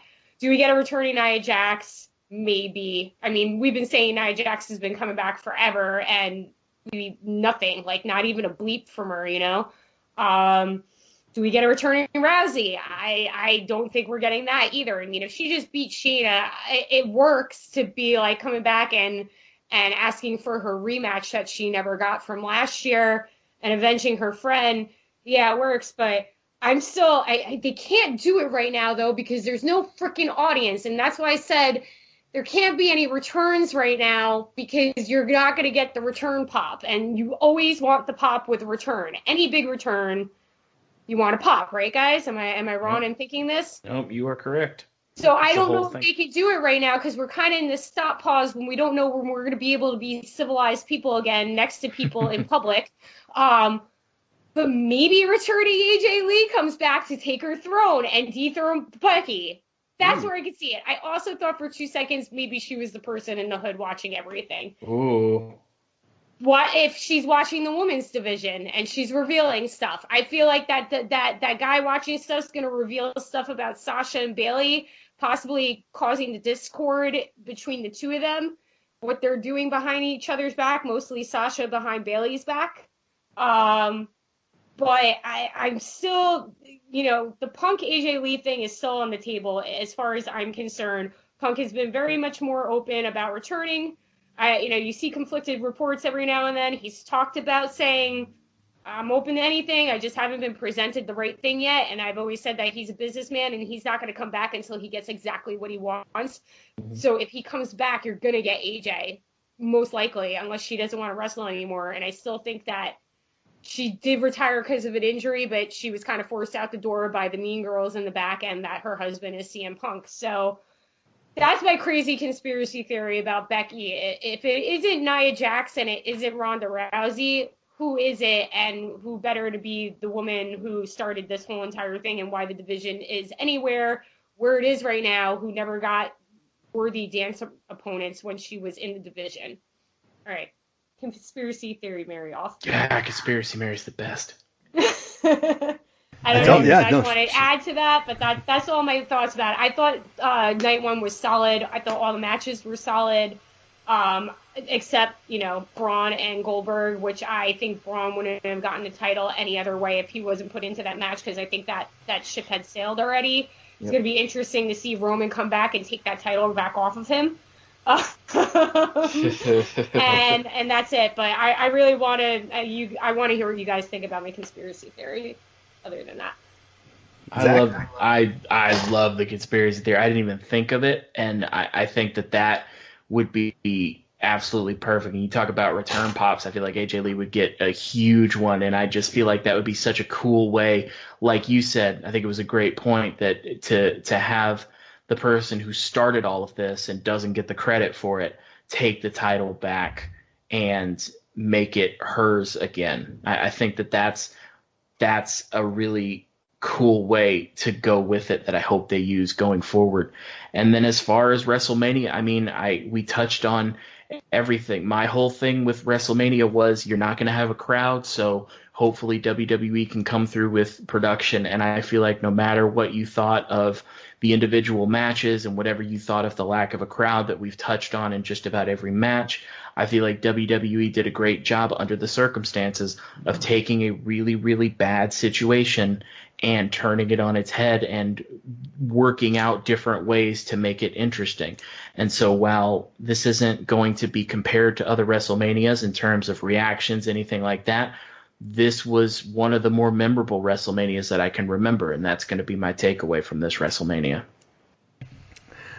Anytime I hear conspiracy theory, my mind goes right to CM Punk AJ Lee with you, Mary. I mean, that's just one I know you're going to, because when it happens, I'm probably going to hear a scream from New Jersey up to upstate New York. I mean, it's going to happen. I really think it's inevitable for these two to eventually come back. And AJ Lee, as you said, is so underappreciated, I think, when you look at the history of the women's division. She was one of, if not one of the top 5 best talkers I've ever seen from the women's division. And to some degree, a lot of the men couldn't hang with her in terms of a promo.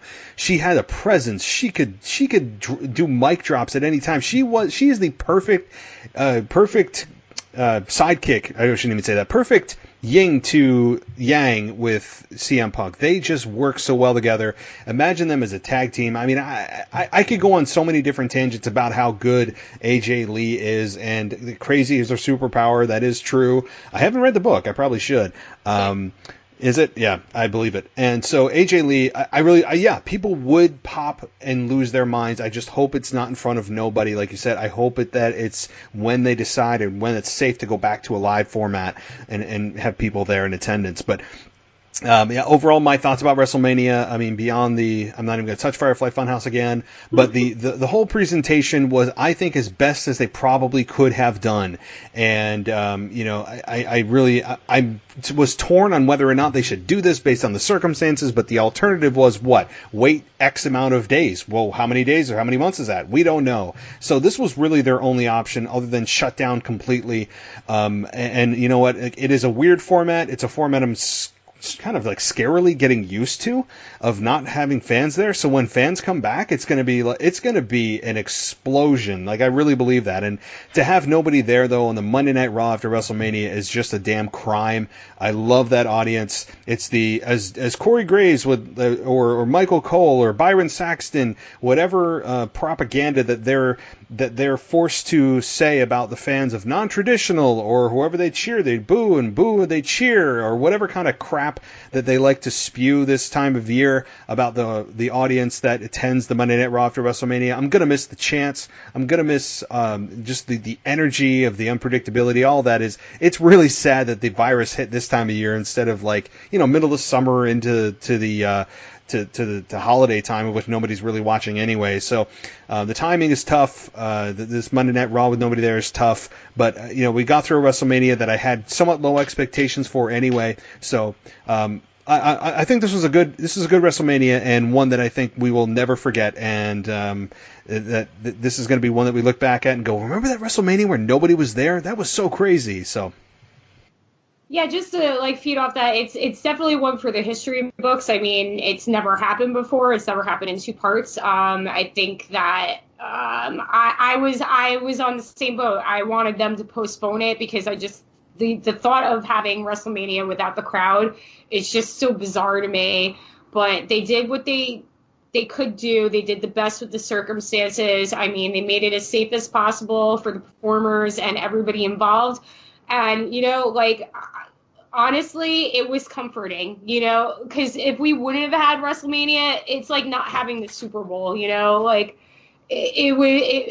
thank them for doing it, because it did take me out of everything that's going on right now, which is very uncertain. Nobody knows what's going on. And I was just happy that I got to watch wrestling and still be involved in something and be able to talk to people online about it and stuff. I was Zooming with my friend last night. We watched part 2 together. We were just talking, So again, weird circumstances, but overall, I think it was a really solid WrestleMania for working with what they had to work with. And I got caught up in the Undertaker match in the FireFly Fun House. I know you did it, Matt, but I did.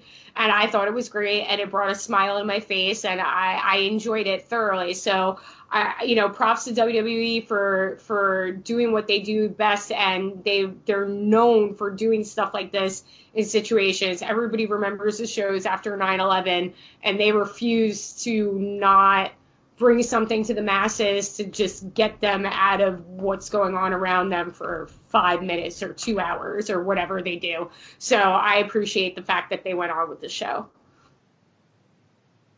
Zach, any final thoughts? That's it, man. I'm glad they pulled it together, and it was just a lot of fun to watch. That's what I got. Awesome. Well, guys, it's been a pleasure to have both of you on here and to tear me down for hating it and the FireFly Fun House, and for me to try to defend myself in this handicap match. Mm-hmm. I really, it was fun. It was a fun time. And so before you guys go though, I want to give Mary you first opportunity if you guys want to share your social media, shout outs, whatever. You guys can follow me at Mare_Bear on Twitter and at Poppins311 on Instagram. I'm not feuding with New Jersey Transit right now because I haven't ridden their bus in over a month. So you guys can tweet your conspiracy theories at me and let me know if I'm completely crazy and if the CM Punk AJ Lee hill is the hill I will die on. So that's that. And then I am just on Twitter. I'm at ZachNXT. That's ZACHNXT. Wow, pretty simple, straightforward. Love it. All right, guys. Well, it's been a pleasure. We will both be reconvening again at some point as WrestleMania season has come and gone, and now it's kind of in the depression of it's kind of like the day after Christmas, if you know, or I guess that's the only analogy where you get so much up to it, you build, it's up, and then it's over, right? And now you're into okay, now where are they going? So it's kind of that like. It's so much build and now it's gone. What's next? So, Money in the Bank clearly is next, and they're going to continue with these empty arenas. So, that's just the life that we're going to live for the foreseeable future. But you know what? I think we'll appreciate the hell out of a live audience whenever we get back to it. So, I'm looking forward to that, and that's what I'm going to try to focus on is our normal lives returning whenever that may be, and maybe it's a month, 2 months, maybe who knows, right? So, guys, stay safe.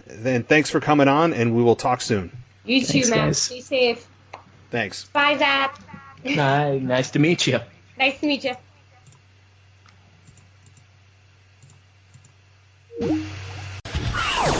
Thanks for listening to the WWE Podcast. Don't forget to subscribe on your favorite podcast app so you don't miss a show, or head to WWEpodcast.com.